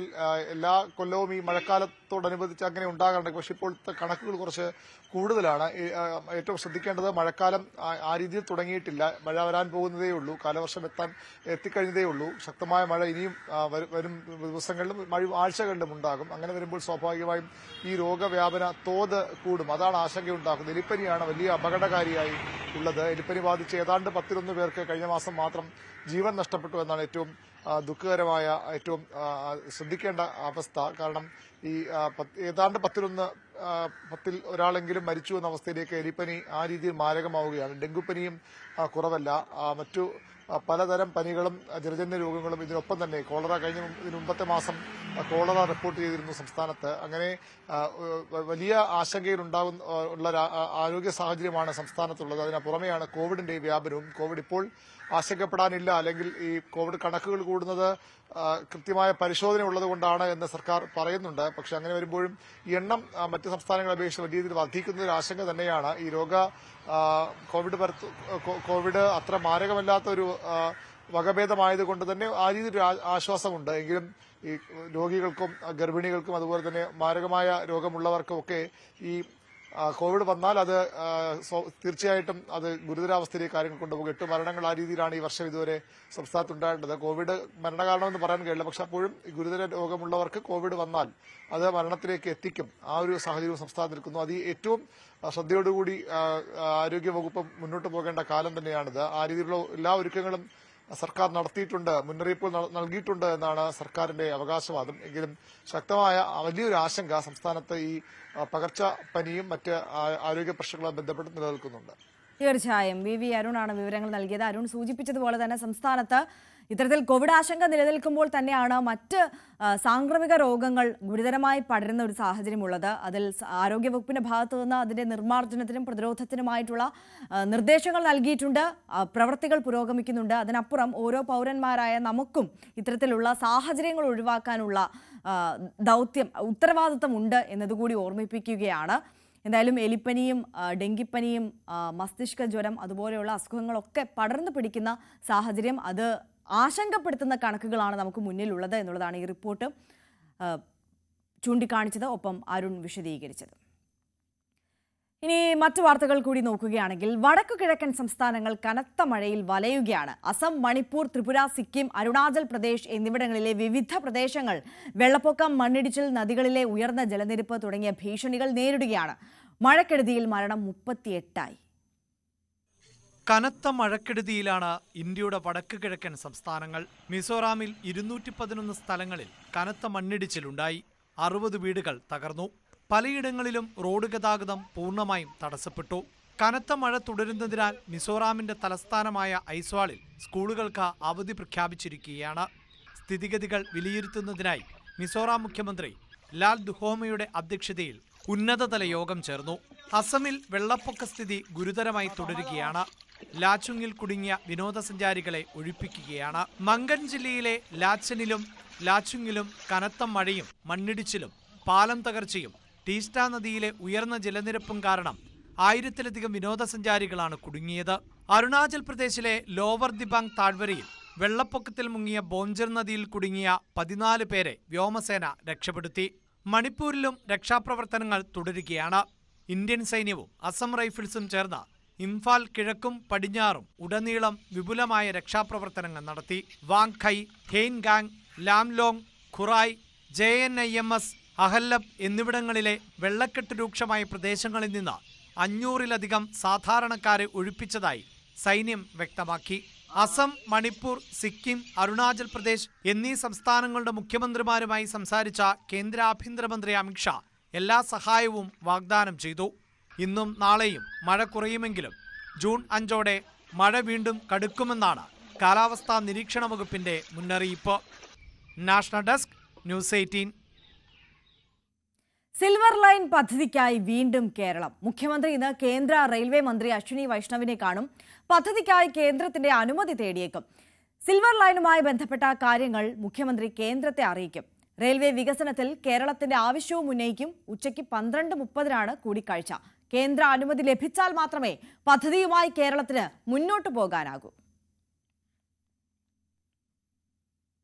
ദേശീയപാത നിർമ്മാണത്തിനായി കാസർഗോഡ് ചാലിങ്കാലിൽ അനുമതി ഇല്ലാതെ കരാർ കമ്പനി നടത്തിയ മണ്ണെടുപ്പിനെതിരെ നാട്ടുകാരുടെ പ്രതിഷേധം. 2.5 ഏക്കറോളം വരുന്ന സ്ഥലത്ത് നടത്തിയ മണ്ണെടുപ്പിന്റെ കാഴ്ചകൾ ഞെട്ടിക്കുന്നതാണ്. നമുക്ക് കണ്ടിട്ട് വരാം. ദേശീയപാതയിൽ പെരിയ ചാലിങ്കാലിൽ സ്റ്റോക്ക് യാർഡിനായി അനുവദിച്ച സ്ഥലത്തിന്റെ മറവിലാണ് 2.5 ഏക്കറോളം വരുന്ന പ്രദേശത്തു നിന്ന് കരാർ കമ്പനിയുടെ വൻതോതിലുള്ള മണലെടുപ്പ്. റവന്യൂ, ജിയോളജി വകുപ്പുകളുടെ അനുമതിയില്ലാതെ നടത്തിയ മണലെടുപ്പ് കാരണം മഴ ശക്തമായതോടെ പ്രദേശത്ത് കടുത്ത പാരിസ്ഥിതിക പ്രശ്നങ്ങൾ നേരിടുകയാണ്. പല വീടുകളുടെയും തറവര വെള്ളം ഉയർന്നപ്പോൾ നാട്ടുകാർ നടത്തിയ പരിശോധനയിലാണ് ഈ ഞെട്ടിക്കുന്ന കാഴ്ച കണ്ടത്. സ്ഥലത്ത് 20 അടിയിലധികം താഴ്ചയുള്ളതായി നാട്ടുകാർ പറയുന്നു. ഇത് ഈ ഹൈവേ റോഡിൻ്റെ തൊട്ട് അടുത്താണ്. മൺകൂണുകളൊക്കെ ഉണ്ടാക്കി ഇതിനെ മറച്ചു വെച്ചുകൊണ്ട് പുറത്തുനിന്ന് ഒരാൾക്കും ശ്രദ്ധിക്കാൻ പറ്റാത്ത രീതിയിൽ അവരാദ്യം മറച്ചു വെച്ചുകൊണ്ട് പിന്നീട് ഇവിടെ ഇത്തരത്തിലുള്ള കുഴികൾ ഉണ്ടാക്കി ഇവിടുന്ന് രാത്രി കാലങ്ങളിലൊക്കെയാണ് മണ്ണ് കടത്താറുള്ളത്. ഇപ്പോൾ പകൽ സമയത്ത് വണ്ടികൾ വന്ന് പല സ്ഥലങ്ങളിലുള്ള വേസ്റ്റുകളൊക്കെ കൊണ്ടുപോയി നിറക്കുകയാണ്. യാതൊരു കാരണവശാലും മെഗാ കൺസ്ട്രക്ഷൻ കമ്പനിക്ക് ഇത്തരത്തിലുള്ള ഒരു രീതിയിൽ മുമ്പോട്ട് പോകാൻ വേണ്ടി പറ്റില്ല. ഇന്നു മുതൽ ഞങ്ങൾ ഇവിടുത്തെ വർക്ക് നിർത്തിവെക്കുന്നതിന് വേണ്ടിയുള്ള വലിയ രീതിയിലുള്ള പ്രതിഷേധം ഇന്ന് രാത്രി മുതൽ നാട്ടുകാരുടെ കെയർ ഓഫിൽ ഇവിടെ ഉണ്ടാവും. ഏതു നിമിഷവും പൊട്ടി ഒഴുകാവുന്ന വൻ വെള്ളക്കെട്ട് ദേശീയപാതയിൽ നിന്ന് കേവലം 100 മീറ്റർ അകലെയാണ് രൂപപ്പെട്ടത്. വിവരമറിഞ്ഞ് പരിശോധനയ്ക്കെത്തിയ റവന്യൂ വകുപ്പ് ഉദ്യോഗസ്ഥർക്ക് നേരെയും നാട്ടുകാരുടെ പ്രതിഷേധമുണ്ടായി. സെൻട്രൽ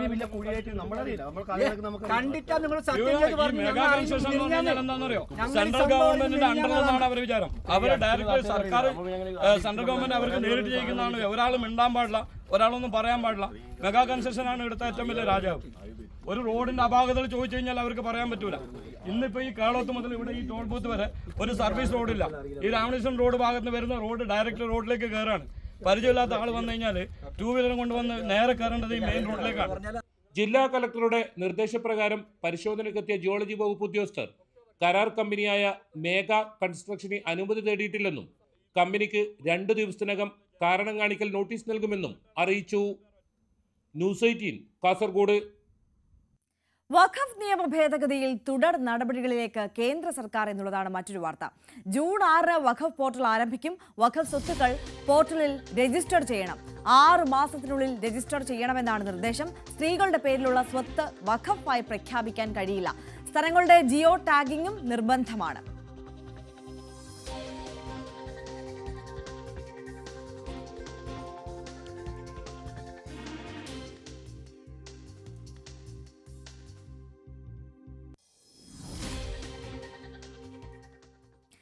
അപ്പോൾ ഇന്നത്തെ ദിവസത്തിന് മറ്റൊരു പ്രത്യേകത കൂടിയുണ്ട്. IPLന്റെ കലാശ പോരാട്ടമാണ്, ഗ്രാൻഡ് ഫിനാലെയാണ്. അപ്പോൾ നമ്മൾ ഇനി IPL വിശേഷങ്ങളിലേക്കാണ് പോകുന്നത്. കാണാം ഗ്രാൻഡ് ഫിനാലെ.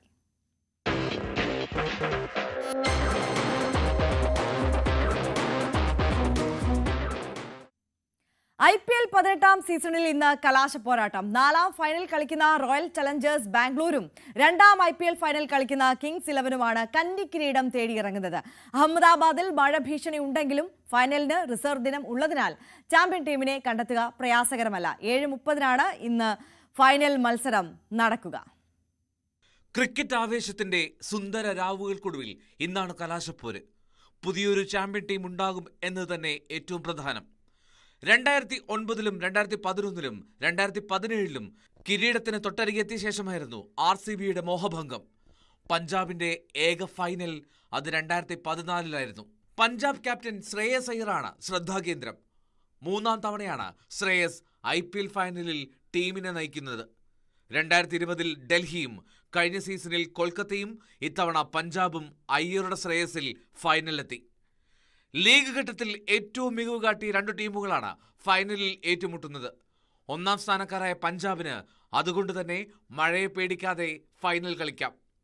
റിസർവ് ദിനവും മഴ കൊണ്ടുപോയാൽ കിങ്സ് ആയിരിക്കും 2025-ലെ ചാമ്പ്യന്മാർ.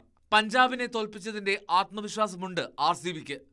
എലിമിനേറ്റർ കളിച്ചെത്തിയ മുംബൈക്കെതിരെ കൂറ്റൻ വിജയലക്ഷ്യം പിന്തുടർന്ന് ജയിച്ചതിന്റെ സന്തോഷത്തിലാണ് പഞ്ചാബ് കിങ്സ്.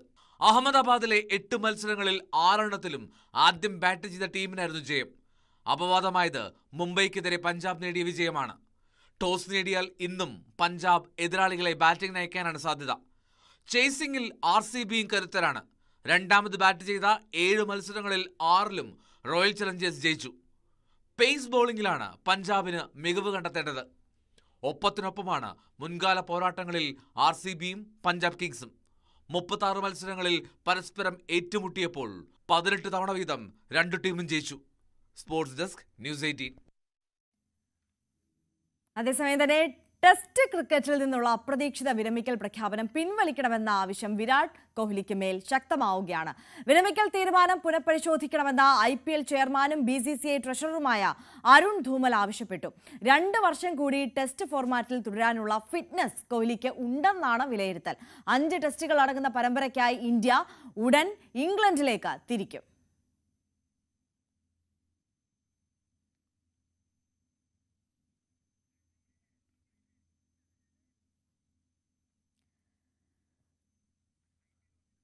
യെസ്, അപ്പോൾ നമ്മൾ വീണ്ടും IPL വിശേഷങ്ങളിലേക്ക് മടങ്ങിയെത്തുകയാണെന്നുണ്ടെങ്കിൽ IPL 18ാം സീസണിൽ ഇന്ന് കലാശ പോരാട്ടമാണ്. അപ്പോൾ റോയൽ ചലഞ്ചേഴ്സ് ബാംഗ്ലൂരും കിങ്സ് 11 പഞ്ചാബും ഇന്ന് കന്നി കിരീടത്തിനായി ഇറങ്ങുകയാണ്. അപ്പോൾ ആർക്കൊപ്പമാണ് ഇന്ന് കിരീടം പോവുക എന്നുള്ള വലിയ ആകാംക്ഷ നിലനിൽക്കുകയാണ്. 4ാം ഫൈനലാണ് റോയൽ ചലഞ്ചേഴ്സ് ബാംഗ്ലൂരു കളിക്കുന്നത്.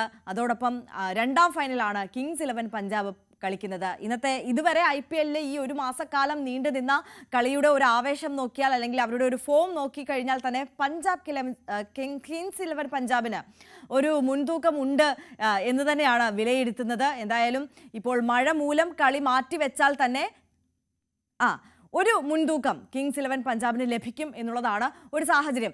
MG മിഥുൻ നമുക്കൊപ്പം ചേരുകയാണ് കൂടുതൽ വിവരങ്ങളുമായി. മിഥുൻ, ഇന്ന് കലാശ പോരാട്ടമാണ്. കന്നി കിരീടത്തിനായി റോയൽസും കിങ്സും ഇറങ്ങുകയാണ്. ആരാധകർ വലിയ ആവേശത്തിലാണ്. നമ്മൾ എങ്ങനെയാണ് പ്രതീക്ഷിക്കുന്നത്? ആര്യ, എന്തായാലും 2008 മുതൽ, അതായത് IPL തുടക്കത്തിൽ മുതലുള്ള രണ്ട് ടീമുകൾ തമ്മിലുള്ള ഏറ്റുമുട്ടലാണ്. അതുകൊണ്ട് തന്നെ ഇത്രയും കാലം, ഏതാണ്ട് 18 സീസണോളമായി ഇതുവരെയും ഒരു കന്നിക്കിരീടത്തിൽ മുത്തമിടാൻ ഇരു ടീമുകൾക്കും സാധിച്ചിട്ടില്ല. പക്ഷേ എന്തായാലും ഇന്ന് അതിനൊരു പരിസമാപ്തിയാവും. ഏതെങ്കിലും ഒരു ടീം എന്തായാലും ഈ ഒരു നാണക്കേടിൽ നിന്ന് മറികടക്കുമെന്നുള്ള കാര്യത്തിൽ സംശയമില്ല. അത് ഈ ഒരു കന്നിക്കിരീടത്തിൽ മുത്തമിട്ട് അതിൻ്റെ സന്തോഷം പങ്കുവയ്ക്കാൻ പോകുന്ന റോയൽ ചലഞ്ചേഴ്സ് ബാംഗ്ലൂരാണോ അതോ പഞ്ചാബ് കിങ്സ് ആണോ എന്ന് അറിയാൻ ഇനി കുറച്ച് മണിക്കൂറുകൾ മാത്രമാണ് ബാക്കിയുള്ളത്. നമുക്കറിയാം, കണക്കുകൾ തമ്മിൽ നോക്കുമ്പോൾ ഇരു ടീമും നേർക്കുനേർ വന്നിട്ടുള്ള മത്സരങ്ങളിൽ 36 മത്സരങ്ങളാണ് ഉണ്ടായിരുന്നത്. അതിൽ 18 വീതം ഇരുവരും വിജയിച്ചിട്ടുണ്ട്. അതേസമയം ഒരു മേൽക്കൈ നൽകാൻ ഇരു ടീമുകളെ സംബന്ധിച്ച് ഒരു തുല്യശക്തികൾ തമ്മിലുള്ള പോരാട്ടമായി തന്നെ നമുക്ക് ഇന്നത്തെ കലാശപ്പോരിനെ കണക്കാക്കേണ്ടിയിരിക്കുന്നു. കാരണം അതിൻ്റെ ഒരു സ്റ്റാറ്റ്സും ഒപ്പം തന്നെ സ്റ്റാറ്റിസ്റ്റിക്സും മറ്റു കാര്യങ്ങളും ഒക്കെ പരിശോധിച്ചാലും ആ രീതിയിൽ തന്നെയാണ് രണ്ട് ടീമിൻ്റെ ഒരു പ്രകടനം ഈ ഒരു IPL 18ാം സീസണിൽ കാണാൻ സാധിക്കുകയും ചെയ്തത്. കാരണം മുൻകാലങ്ങളിലൊക്കെ RCBയെ സംബന്ധിച്ച് വലിയ രീതിയിൽ തല്ലുവാങ്ങുന്ന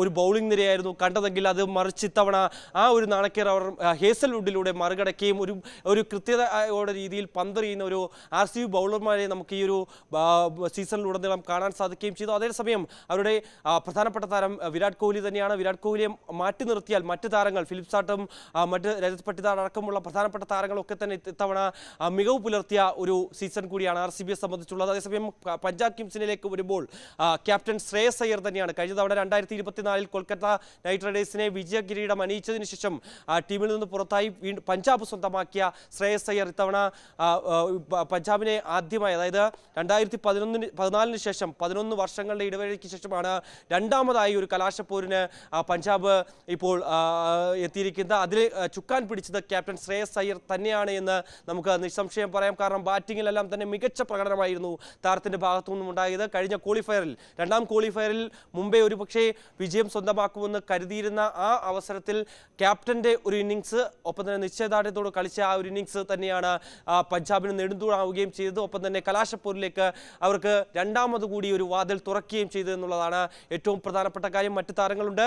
ബൗളിംഗ് നിരയിൽ അർഷദീപ് സിംഗും ഒപ്പം തന്നെ യുസ്വേന്ദ്ര ചാഹൽ അടക്കമുള്ള താരങ്ങളുണ്ട്. ബൗളിംഗിൽ കൂടുതൽ പേസ് നിരയിൽ കൂടുതൽ ആളുകളുടെ ഒരു ഫോമിലേക്ക് വരാനുള്ളൊരു സാധ്യത കൂടി നമുക്ക് കാണേണ്ടിയിരിക്കുന്നു. കാരണം അതാണ് പഞ്ചാബിനെ അലട്ടുന്ന ഒരു കാര്യം. പക്ഷേ ബാറ്റിംഗ് നിരയിലേക്ക് വരുമ്പോൾ ഓപ്പണിങ്ങിൽ പ്രിയാൻസാരി എന്ന ഒരു യുവതാരം, അദ്ദേഹം കഴിഞ്ഞ മത്സരങ്ങളിലൊക്കെ തന്നെ തുടക്കത്തിലെ തന്നെ പ്രിയാൻസാരിയും ഒപ്പം തന്നെ പ്രഭ്സിമ്രൻ അടക്കമുള്ള താരങ്ങൾ ഒരു മികച്ച തുടക്കമാണ് നൽകുന്നത്. പിന്നീട് എത്തുന്ന താരങ്ങൾ അതേ രീതിയിൽ, അതായത് ശ്രേയസ് അയ്യർ തൊട്ട് പിന്നീട് ഇങ്ങോട്ടുള്ള ശശാങ്ക് സിംഗ് വരെയുള്ള താരങ്ങൾ മികച്ച രീതിയിൽ ഹിറ്റ് ചെയ്തുകൊണ്ട് ഒരു വലിയ ടോട്ടൽ പടുത്തുയർത്താൻ പറ്റുന്ന ഒരു ടീം തന്നെയാണ്. കാരണം ഈ സീസണിൽ ഏറ്റവും കൂടുതൽ 200-ന് മുകളിൽ സ്കോർ ചെയ്തിട്ടുള്ള ഒരു ടീം കൂടിയാണ് പഞ്ചാബ് എന്നുള്ളത്. എന്തായാലും അഹമ്മദാബാദിലെ നരേന്ദ്രമോദി സ്റ്റേഡിയത്തിലാണ് ഫൈനൽ മത്സരം നടക്കുന്നത്. അവിടത്തെ ഈ ഒരു വർഷത്തെ ഈ ഒരു സീസണിലെ കണക്കുകൾ നോക്കുമ്പോൾ 8 മത്സരങ്ങളിൽ നിന്നായി 6 ടീമുകളും ചേസിങ്ങിലായിരുന്നു ജയിച്ചത് എന്നുള്ളതാണ് ഏറ്റവും പ്രധാനപ്പെട്ട കാര്യം. അതുകൊണ്ട് തന്നെ ഇന്ന് ഈ ഒരു ടോസ് നേടുന്ന ടീം ഒരു പക്ഷേ ആദ്യം ബൗളിംഗ് തെരഞ്ഞെടുക്കാനുള്ള ഒരു സാധ്യത തന്നെയാണ് കാണുന്നത്. പഞ്ചാബിനെ സംബന്ധിച്ച് അവർ കഴിഞ്ഞ മത്സരങ്ങളിൽ കണ്ടതുപോലെ തന്നെ കഴിഞ്ഞ മുംബൈക്കെതിരായ മത്സരങ്ങളിൽ ചേസ് ചെയ്ത് മികച്ച രീതിയിൽ വലിയൊരു റൺ മല തകർത്ത് ക്വാളിഫൈ ചെയ്തതാണ്. അതുകൊണ്ട് തന്നെ അവർ ചേസിംഗ് എടുക്കാനായ ഒരു സാധ്യത തന്നെയാണ് നമുക്ക് കാണാനിരിക്കുന്നത്. എന്തായാലും ഇനി കുറച്ച് മണിക്കൂറുകൾ മാത്രമാണ് ബാക്കിയുള്ളത്. പഞ്ചാബ് കിങ്സ് ആണോ അതോ റോയൽ ചലഞ്ചേഴ്സ് ബാംഗ്ലൂരു ആണോ കന്നിക്കിരീടത്തിൽ മുത്തമിടാൻ പോകുന്നതെന്നറിയാം. തീർച്ചയായും MG മിഥുനാണ് വിവരങ്ങൾ നൽകിയത്. എന്തായാലും ആര് ജയിച്ചാലും പുതുചരിത്രമാണ് രചിക്കപ്പെടാൻ പോകുന്നത്. കന്നി കിരീടത്തിനായിട്ടാണ് ഇരു ടീമുകളും ഇറങ്ങുന്നത് എന്നത് തന്നെയാണ് വലിയ പ്രത്യേകത. എന്തായാലും 18 സീസൺ തുടർച്ചയായി കളിക്കുന്ന കിങ്ങിന്, വിരാട് കോഹ്ലിക്ക് ഇത്തവണ ഒരു കപ്പ് ഉയർത്താൻ കഴിയുമോ എന്നുള്ളതാണ് RCB ആരാധകർ വളരെ ആവേശത്തോടുകൂടി പ്രാർത്ഥനയോടെ നോക്കിക്കാണുന്നത്. എന്തായാലും ആവേശോജ്വലമായ ഗ്രാൻഡ് ഫിനാലെ ഇന്ന് രാത്രി 7:30 പ്രേക്ഷകർക്ക് കാണാം. മറ്റു വാർത്തകളിലേക്ക് കൂടി കടക്കുകയാണ്. കണ്ണൂർ അഴീക്കോട് കടലിൽ കാണാതായവർക്കായി ഇന്നും തെരച്ചിൽ തുടരും. വലിയന്നൂർ പട്ടാന്നൂർ സ്വദേശികളെയാണ് കാണാതായത്. കടലിൽ കുളിക്കുന്നതിനിടെയാണ് 2 പേർ ഒഴുകിപ്പോയത്. ഇന്നലെ വൈകിട്ട് 4 മണിക്കാണ് അപകടം. കടൽ പ്രക്ഷുബ്ധമായതും മോശം കാലാവസ്ഥയും തെരച്ചിലിന് തടസ്സമാണ്. അതേസമയം തന്നെ സമാനമായ ഒരു അപകടം നടന്നത് എറണാകുളം വൈപ്പിൻ വളപ്പ് ബീച്ചിലാണ് കഴിഞ്ഞ ദിവസം. ഇവിടെ കാണാതായ യമൻ പൗരന്മാർക്കായി തെരച്ചിൽ ഇന്നും തുടരും. ജിബ്രാൻ ഖലീൽ, അബ്ദുൾ സലാം മവാദ് എന്നിവരാണ് ഇന്നലെ ഉച്ചയോടെ തെരയിൽപ്പെട്ടത്. കോയമ്പത്തൂർ രത്നം കോളേജിലെ വിദ്യാർത്ഥികളാണ് ഇരുവരും. നവമി ദിനേശ് കൊച്ചിയിൽ നിന്ന് കൂടുതൽ വിവരങ്ങളുമായി നമുക്കൊപ്പം ചേരുകയാണ്. നവമി, ഈ തെരച്ചിൽ അതെങ്ങനെയാണ് നടക്കുന്നത്? ഈ പ്രതികൂലമായ കാലാവസ്ഥ അത് ഈ തെരച്ചിലിനെ ബാധിക്കുന്നുണ്ടോ? കടൽ ഇപ്പോഴും പ്രക്ഷുബ്ധമായി തന്നെ തുടരുകയാണോ? എന്താണ് ഈ തെരച്ചിലുമായി ബന്ധപ്പെട്ട് കൂടുതൽ വിവരങ്ങൾ പങ്കുവയ്ക്കാനുള്ളത്?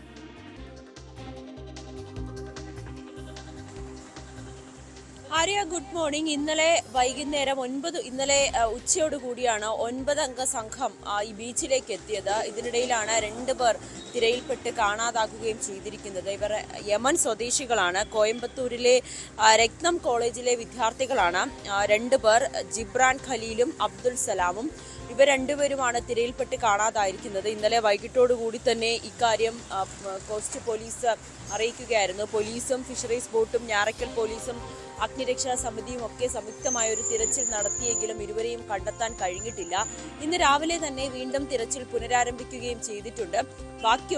അവർക്കൊപ്പമുണ്ടായിരുന്ന ബാക്കിയുള്ളവരെ ഇപ്പോൾ അടുത്തുള്ള ഹോട്ടലിലേക്ക് മാറ്റിയിട്ടുണ്ട്. ഇതിൽ കാണാതായ ഒരാൾ ജിബ്രാൻ ഈ കോഴ്സ് പൂർത്തിയാക്കി നാട്ടിലേക്ക് മടങ്ങാനിരിക്കുമ്പോഴായിരുന്നു ഈ സുഹൃത്തുക്കൾ എല്ലാവരും കൂടി എറണാകുളത്ത് എത്തുകയും വൈപ്പിൻ ബീച്ചിൽ കുളിക്കാൻ ഇറങ്ങുകയും ചെയ്തത്. അങ്ങനെ ഒരു വിനോദയാത്രയ്ക്കായി വന്നതാണ്. അതിനിടയിലാണ് 2 പേരെ കാണാതായത്. മറ്റൊരു വ്യക്തി 2ാം വർഷ വിദ്യാർത്ഥി കൂടിയാണ്. ഇത് പോലീസും കോസ്റ്റ് ഗാർഡും ഒക്കെ വ്യക്തമാക്കുന്നത്. ഇത് കടലിൽ കുളിക്കാൻ ഇറങ്ങുന്ന സമയത്ത് പറഞ്ഞിരുന്നു കടൽ പ്രക്ഷുബ്ധമാണ്, ഈ നല്ല കാറ്റുണ്ട്, ഒഴുക്കിൽപ്പെടാനുള്ളൊരു സാധ്യതയുണ്ടെന്ന് കുട്ടികൾക്ക് മുന്നറിയിപ്പ് നൽകിയിരുന്നു. മത്സ്യത്തൊഴിലാളികളുമൊക്കെ മുന്നറിയിപ്പ് നൽകി. പക്ഷേ ഇത് അവർ കേൾക്കാൻ കൂട്ടാക്കിയില്ല. ചിലപ്പോൾ ഭാഷ അറിയാത്തത് കൊണ്ടായിരിക്കും ഇവർ അത് കണക്കാക്കാതെ വീണ്ടും കടലിലേക്ക് ഇറങ്ങി തിരയിൽപ്പെട്ട് ഒഴുകിപ്പോയതെന്നാണ് നാട്ടുകാരും ഇത് കണ്ടുനിന്ന മത്സ്യത്തൊഴിലാളികളടക്കം പറയുന്നത്.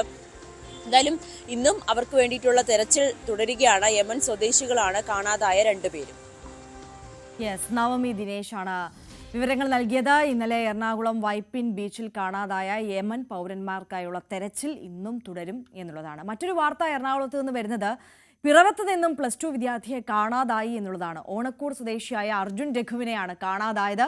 പാമ്പാക്കുട ഗവൺമെന്റ് ഹൈസ്കൂളിലെ വിദ്യാർത്ഥിയാണ്. വിവരങ്ങളുമായി നവമി നമുക്കൊപ്പം തുടരുന്നുണ്ട്. നവമി, ഇന്നലെ സ്കൂളിലേക്കെന്ന് പറഞ്ഞ് ഇറങ്ങിയ കുട്ടിയാണ്. പിന്നീട് എവിടെ പോയി എന്നുള്ളത് ഒരു വിവരവുമില്ല. സ്കൂളിൽ എത്തിയിരുന്നോ ഈ അർജുൻ? എന്താണ് സ്കൂൾ അധികൃതർ പങ്കുവെക്കുന്നത്? വിശദാംശങ്ങൾ.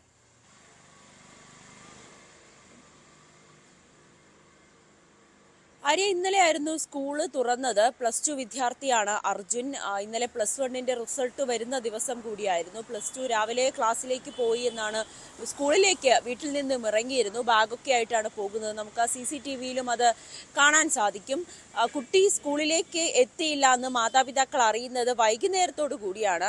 വൈകിട്ട് സ്കൂൾ വിട്ട സമയം കഴിഞ്ഞും അർജുൻ വീട്ടിലെത്താത്തതിനെ തുടർന്ന് അമ്മ സ്കൂളിലേക്ക് വിളിക്കുന്നതിനിടയിലാണ് മൊബൈൽ ഫോണിൽ സ്കൂളിൽ നിന്നുള്ളൊരു സന്ദേശം എത്തിയത്. കുട്ടി ഇന്ന് ക്ലാസ്സിൽ എത്തിയിട്ടില്ല, ആബ്സെന്റ് ആണെന്ന്. അപ്പോഴാണ് അമ്മയും ഇക്കാര്യം അറിയുന്നത്. സഹപാഠികളെയും സ്കൂളിലുമൊക്കെ അന്വേഷിച്ചപ്പോൾ ഇന്ന് അർജുൻ ക്ലാസ്സിലേക്ക് എത്തിയിരുന്നില്ല എന്ന മറുപടിയാണ് മാതാപിതാക്കൾക്കും ലഭിച്ചത്. ഉടനെ തന്നെ പിറവം പോലീസിനെ വിവരം അറിയിച്ചു. പോലീസിന്റെ ഭാഗത്ത് നിന്നും വേണ്ട രീതിയിലുള്ളൊരു തിരച്ചിൽ നടത്തിയില്ല എന്നുള്ളൊരു പരാതി കൂടി ഈ കുടുംബത്തിന്റെ ഭാഗത്ത് നിന്ന് വരുന്നുണ്ട്. കാരണം വൈകിട്ടോടുകൂടി പരാതി പറഞ്ഞപ്പോൾ പോലീസ് പറഞ്ഞത് നഗരത്തിൽ ഇപ്പോൾ നല്ല തിരക്കായിരിക്കും, വൈകിട്ട് രാത്രിയോടുകൂടി അന്വേഷണം നടത്തിയാൽ മാത്രമേ കുട്ടിയെ കണ്ടെത്താൻ കഴിയുമെന്നാണ് പോലീസിൽ നിന്നും കുടുംബത്തിന് ലഭിച്ച മറുപടി. അതിൽ ചില അതൃപ്തി കുടുംബം ഉന്നയിക്കുന്നുണ്ട്. എന്താണ് സംഭവിച്ചതെന്ന് ഇപ്പോഴും കുടുംബത്തിന് അറിയില്ല. സുഹൃത്തുക്കളോടൊക്കെ ചോദിച്ചപ്പോൾ അവർക്കും മറ്റു വിവരങ്ങളൊന്നുമില്ല. അർജുൻ പഠിക്കാൻ മിടുക്കനായിരുന്നു. 10ാം ക്ലാസ്സിൽ ഫുൾ A+ ആണ് ലഭിച്ചിരുന്നത്. ഇപ്പോൾ +2 പരീക്ഷ കഴിഞ്ഞ് ഇപ്പോൾ +1 പരീക്ഷ കഴിഞ്ഞ് +2ലേക്ക് ക്ലാസ് ഇന്നലെ തുടങ്ങുന്ന ഒരു സാഹചര്യമായിരുന്നു. പോലീസ് വ്യക്തമാക്കുന്നത് +1ന്റെ റിസൾട്ട് ഇന്നലെയാണ് വന്നത്. ചിലപ്പോൾ നവമിയിലേക്ക് എത്താം. ഇപ്പോൾ പാമ്പാക്കുട പഞ്ചായത്ത് പ്രസിഡന്റ് ശ്രീകാന്ത് കൂടി നമുക്കൊപ്പം ചേരുകയാണ്. ശ്രീകാന്ത്, ഈ അർജുനെ കാണാതായതുമായി ബന്ധപ്പെട്ട് വലിയ ആശങ്ക അവിടെ നിലനിൽക്കുകയാണ് എന്നുള്ളത് അറിയാം. ഈ അന്വേഷണവും ഒക്കെ എങ്ങനെയാണ് പുരോഗമിക്കുന്നത്? താങ്കൾ അതുമായിട്ട് കോർഡിനേറ്റ് ചെയ്യുന്നുണ്ടോ? ഹലോ, കേൾക്കാം, പറഞ്ഞോളൂ. താങ്കൾ ചോദ്യം കേട്ടിരുന്നോ? ഇന്നലെ രാവിലെയാണ് കുട്ടിയെ കാണാതായത്. അദ്ദേഹം ഇത്തവണ +1 ആണ്. അപ്പൊ രാവിലെ സ്കൂളിലൊക്കെ ആയിട്ട് പോയതാണ്, പിന്നെ തിരിച്ചെത്തിയിട്ടില്ല. ഇന്നലെ വൈകി വരെ പോലീസ് അന്വേഷണത്തിലുണ്ട്. ഇന്നലെ വൈകി വരെ 2 മണി വരെ അന്വേഷണത്തിലുണ്ടായിരുന്നു. ഈ വീട്ടിലേക്ക് ഒരു സാഹചര്യം എങ്ങനെയാണ് ശ്രീകാന്ത്? അർജുന് വീട്ടിൽ എന്തെങ്കിലും ബുദ്ധിമുട്ടുകൾ നേരിട്ടിരുന്നോ? ഈ കുടുംബവുമായിട്ടൊക്കെ നല്ല, അച്ഛനും അമ്മയുമായിട്ടൊക്കെ നല്ല സഹകരണത്തിലായിരുന്നോ, സ്നേഹത്തിലായിരുന്നോ? അതെ, വീട്ടിൽ അങ്ങനെ മറ്റു പ്രശ്നങ്ങളൊന്നും ഉണ്ടായിട്ട്, അപ്പോ സാധാരണ കുടുംബമാണ്. അങ്ങനെ വഴക്കോ അങ്ങനെയുള്ള മറ്റു പ്രശ്നങ്ങളൊന്നും ഉള്ള ഒരു കുട്ടിയല്ല. അങ്ങനെ അധികം പുറത്തേക്കൊന്നും അങ്ങനെ പോകുന്നില്ല. ഇവരുടെ ഒപ്പമൊക്കെയാണ് കൂടുതലും പോകാറുള്ളതെന്നാണ് ഇന്നലെ അവർ അറിയിച്ചത്. ഈ കുടുംബവുമായിട്ട് സംസാരിച്ചപ്പോൾ ഇന്നലെ വളരെ സന്തോഷത്തോടു കൂടി, സ്കൂൾ തുറക്കുന്ന ദിവസമായിരുന്നു, അപ്പോൾ സ്കൂളിലേക്ക് വളരെ സന്തോഷത്തോടു കൂടി പോയി എന്നാണോ വീട്ടുകാർ പറഞ്ഞത്? അതെ, രാവിലെ അദ്ദേഹം സാധാരണ ഇന്നലെയാണ് ഓപ്പൺ ചെയ്തത്, സ്കൂൾ ഓപ്പൺ ചെയ്തത് ഇന്നലെയാണ്. അതെ, ഈ സ്കൂളിൽ അന്വേഷിച്ചിരുന്നോ? ടീച്ചേഴ്സ് ഒക്കെ എന്താണ് പറഞ്ഞത്? അർജുനെ കണ്ടിരുന്നോ ഇന്നലെ അവര്? ഇല്ല, ഇന്നലെ സ്കൂളില് അദ്ദേഹം എത്താത്തതുകൊണ്ട് ഇവരെ വീട്ടിൽ അറിയിക്കുകയത്. അവര് ഈ സ്കൂളിൽ എത്താത്ത പിള്ളേരുടെ ഡീറ്റെയിൽസ് ഫോണിൽ അവർ എന്തോ വാട്സപ്പിൽ ഇട്ടപ്പോൾ ഇവര് വീട്ടുകാർ കണ്ട് അദ്ദേഹം ചെല്ലാത്തതുകൊണ്ട് ടീച്ചർമാരുമായിട്ട് വിളിക്കുകയത്. അന്നേരമാണ് അദ്ദേഹം ഇവിടെ സ്കൂളിൽ എത്തിയിട്ടില്ലെന്നറിഞ്ഞ്. നേരത്തെ ഈ സ്കൂളിൽ എന്തെങ്കിലും പ്രശ്നങ്ങളൊക്കെ നേരിട്ടിരുന്നോ വിദ്യാർത്ഥികളുമായിട്ടോ അതോ ടീച്ചേഴ്സുമായിട്ടോ?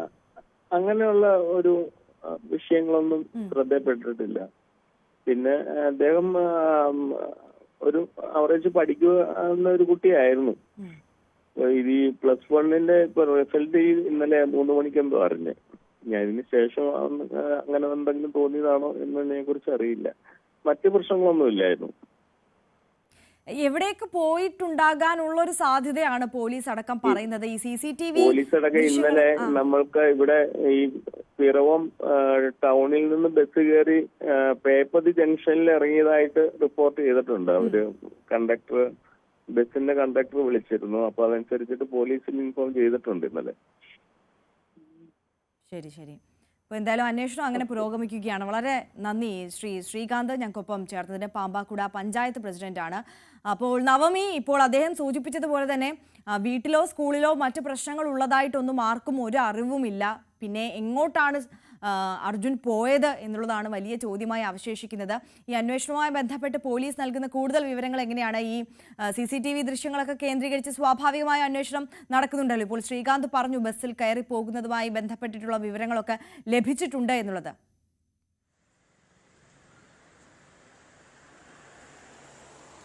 ആര്യ, പോലീസിന്റെ ഭാഗത്ത് നിന്നും അന്വേഷണം നടക്കുന്നുണ്ട്. കുട്ടിയുടെ കയ്യിൽ ഫോണില്ല. അപ്പോൾ അതിന്റെ ഒരു ലൊക്കേഷൻ കണ്ടുപിടിച്ച് കുട്ടിയിലേക്ക് എത്തുന്ന ഒരു സാധ്യതയും അവിടെ തന്നെ അവസാനിച്ചിട്ടുണ്ട്. മറ്റു വഴി സുഹൃത്തുക്കളോട് അന്വേഷിക്കുക എന്നതാണ്. അവർക്കൊന്നും അർജുൻ എവിടെ പോയതെന്നോ അല്ലെങ്കിൽ അർജുനുമായി ബന്ധപ്പെട്ട കാര്യങ്ങളൊന്നും അറിയില്ല. മാതാപിതാക്കൾ പറയുന്നത് സാധാരണ പോലെയാണ്, മറ്റു പ്രശ്നങ്ങളൊന്നുമില്ല, പഠിക്കാൻ മിടുക്കനായിട്ടുള്ള കുട്ടിയാണ്. +1 റിസൾട്ട് വരുന്നത് ഭയന്നാകാം, എങ്കിൽ പോലും അങ്ങനെ ചെയ്യുന്ന ഒരാളല്ല അർജുൻ എന്നാണ് മാതാപിതാക്കളും പറയുന്നത്. പിന്നെ ഒന്ന് ഇടപെടുകയാണ്. ഇപ്പോൾ ശ്രീ ജയശങ്കർ നമുക്കൊപ്പം ചേരുകയാണ്, അർജുന്റെ ബന്ധുവാണ്. ശ്രീ ജയശങ്കർ, നമസ്കാരം. അറിയാം നിങ്ങളൊക്കെ വളരെ ബുദ്ധിമുട്ടിലൂടെ കടന്നു പോകുന്ന ഒരു സമയമാണ് എന്നുള്ളത്. അർജുനുമായിട്ട് ബന്ധപ്പെട്ടുള്ള അന്വേഷണം ഏത് തരത്തിലാണ് പുരോഗമിക്കുന്നത്? പോലീസ് ഏറ്റവും ഒടുവിലായി എന്തെങ്കിലും വിവരങ്ങൾ പങ്കുവച്ചിട്ടുണ്ടോ? ഏറ്റവും ഒടുവിലായിട്ട് പറഞ്ഞത് നമ്മുടെ അടുത്ത് പേപ്പത്തിയിൽ വെച്ച് കണ്ടു എന്നാണ്. എവിടുന്ന് ബസ് ഇറങ്ങി, ഒരു 5:30 ബസ് ഇറങ്ങിയിട്ട് ഒന്നുകൂടി പറയാമോ? പേപ്പത്തി. ഓക്കെ, തുടർന്നോളൂ. അവിടുന്ന് ഇറങ്ങി നടന്നു പോകുന്നതായിട്ടാണ് അവസാനമായിട്ട് തന്ന വിവരം. പിന്നെ പോലീസ് ഇന്നലെ രാത്രി 2-3 മണി വരെയൊക്കെ ഫുൾ സെർച്ചിങ് തന്നെയായിരുന്നു. നമ്മുടെ കൂടെ തന്നെ ഉണ്ടായിരുന്നു. ഭയങ്കര ഹെൽപ്ഫുൾ ആയിരുന്നു.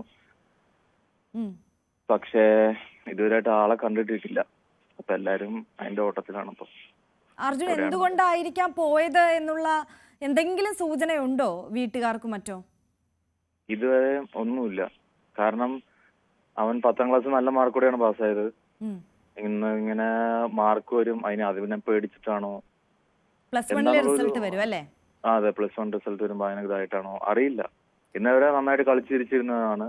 ഇന്നലെ രാവിലെ കൂടെ കളിച്ച് ചിരിച്ച് ഇട്ടാണ് അച്ഛൻ്റെ അടുത്തും അമ്മയുടെ അടുത്തും സഹോദരികളുടെ അടുത്തൊക്കെ സംസാരിച്ചിട്ടാണ് ഇവിടുന്ന് പോയത്. അപ്പോൾ ഒരു സങ്കടം പോലും, ഒരു നേരിയ ടെൻഷനോ സങ്കടം പോലും അർജുൻ അപ്പോൾ ഉണ്ടായിരുന്നില്ല അല്ലേ? ഇല്ല, ഇന്നലെ ഭയങ്കര കൂളായിട്ടാണ് ഇവിടുന്ന് പോയത്. പക്ഷെ എന്തുകൊണ്ടാണ് അത് ഇങ്ങനെ പോകുന്നുള്ളത് ഇപ്പോഴും ഒരു അൺആൻസർഡ് ആയിട്ടുള്ള ഒരു ക്വസ്റ്റ്യൻ ആയിട്ട് ഇപ്പോൾ നിൽക്കണം. അർജുന്റെ സുഹൃത്തുക്കളോടൊക്കെ ചോദിച്ചിരുന്നോ? എല്ലാവരോടത്തും ചോദിച്ചു. ആർക്കും അറിയില്ല എന്തുകൊണ്ടാണ് പോയതെന്നോ ഒന്നും അറിയുന്നില്ല. എന്തെങ്കിലുമൊക്കെ പ്രശ്നങ്ങൾ വരുമ്പോൾ പെട്ടെന്ന് ഒരുപാട് ടെൻഷൻ അടിക്കുന്ന സ്വഭാവമുള്ള ഒരു ആളായിരുന്നോ? അങ്ങനെയൊന്നുമില്ല. ആള് ഭയങ്കര എന്താ പറയാ, വളരെ നല്ല കുട്ടി എന്ന് തന്നെ പറയാം.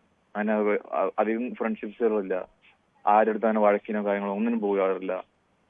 സ്കൂൾ വിട്ട വീട് അങ്ങനെയായിരുന്നു വന്നു പോയിക്കൊണ്ടിരുന്നത്. അത്ര നല്ല കുട്ടിയായിരുന്നു. പക്ഷെ എന്തുകൊണ്ടാണ് ഈ ഒരു പ്രവണത എന്നുള്ളത് നമുക്ക് ഇപ്പോഴും ഒരു ഇതായിട്ട് നിൽക്കുന്നു. ശരിയാണ്. വളരെ നന്ദി ശ്രീ ജയശങ്കർ ഈ ഘട്ടത്തിൽ ഞങ്ങളോട് പ്രതികരിച്ചതിന്. എന്തായാലും അർജുനെ എത്രയും പെട്ടെന്ന് കണ്ടെത്താൻ കഴിയട്ടെ എന്ന് നമ്മളും ആഗ്രഹിക്കുകയാണ്. അന്വേഷണം വളരെ ഊർജിതമായി തന്നെ പുരോഗമിക്കുന്നുണ്ട്. എറണാകുളം പിറവത്ത് നിന്നാണ് ഇന്നലെ +2 വിദ്യാർത്ഥിയായ അർജുനെ കാണാതായിട്ടുള്ളത്. ഇപ്പോൾ ബന്ധുക്കൾ അടക്കമുള്ളവരാണ് നമ്മളോട് പ്രതികരിച്ചത്. ഇനി നമ്മൾ രാവിലെയിൽ പോകുന്നത് രാവിലെയിലെ ഏറ്റവും ഫേവറേറ്റ് സെഗ്മെന്റായ സ്പെഷ്യൽ ഡേ സെഗ്മെന്റിലേക്കാണ്. അപ്പോൾ ഇന്ന് സ്പെഷ്യൽ ഡേ ആഘോഷിക്കുന്ന എല്ലാവർക്കും ന്യൂസ് 18ന്റെ ആശംസകൾ ആദ്യം തന്നെ അറിയിക്കുകയാണ്. ഇന്ന് കൊല്ലം കടയ്ക്കൽ സ്വദേശികളായ പ്രദീപ് വിനീത ദമ്പതികളുടെ മകൾ പൃഥികയാണ് നമുക്കൊപ്പം സ്പെഷ്യൽ ഡേ ആഘോഷിക്കാൻ ന്യൂസ് 18നോടൊപ്പം ചേരുന്നത്. അപ്പോൾ പൃഥികയുടെ ജന്മദിനമാണിന്ന്. അപ്പോൾ ഞങ്ങളുടെ ഡിജിറ്റൽ ഡിപ്പാർട്ട്മെന്റിലെ സഹപ്രവർത്തകൻ വിനീഷ് VSന്റെ സഹോദരിയുടെ മകളാണ് പൃഥിക. അപ്പോൾ പൃഥികയ്ക്ക് എല്ലാവിധ ആശംസകളും അറിയിക്കുകയാണ്. എ വെരി ഹാപ്പി ബർത്ത്ഡേ മോളെ.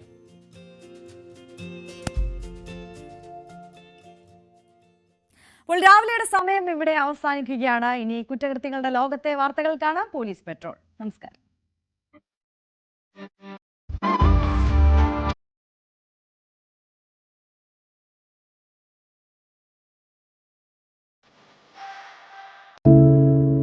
ഒരു മാധ്യമ പ്രവർത്തക എന്ന നിലയ്ക്ക് ഇപ്പോൾ ഏറ്റവും കൂടുതൽ കൈകാര്യം ചെയ്യേണ്ടി വരുന്നത് ലഹരിയുമായി ബന്ധപ്പെട്ട വാർത്തകളാണ്. കൊച്ചുകുട്ടികൾ മുതൽ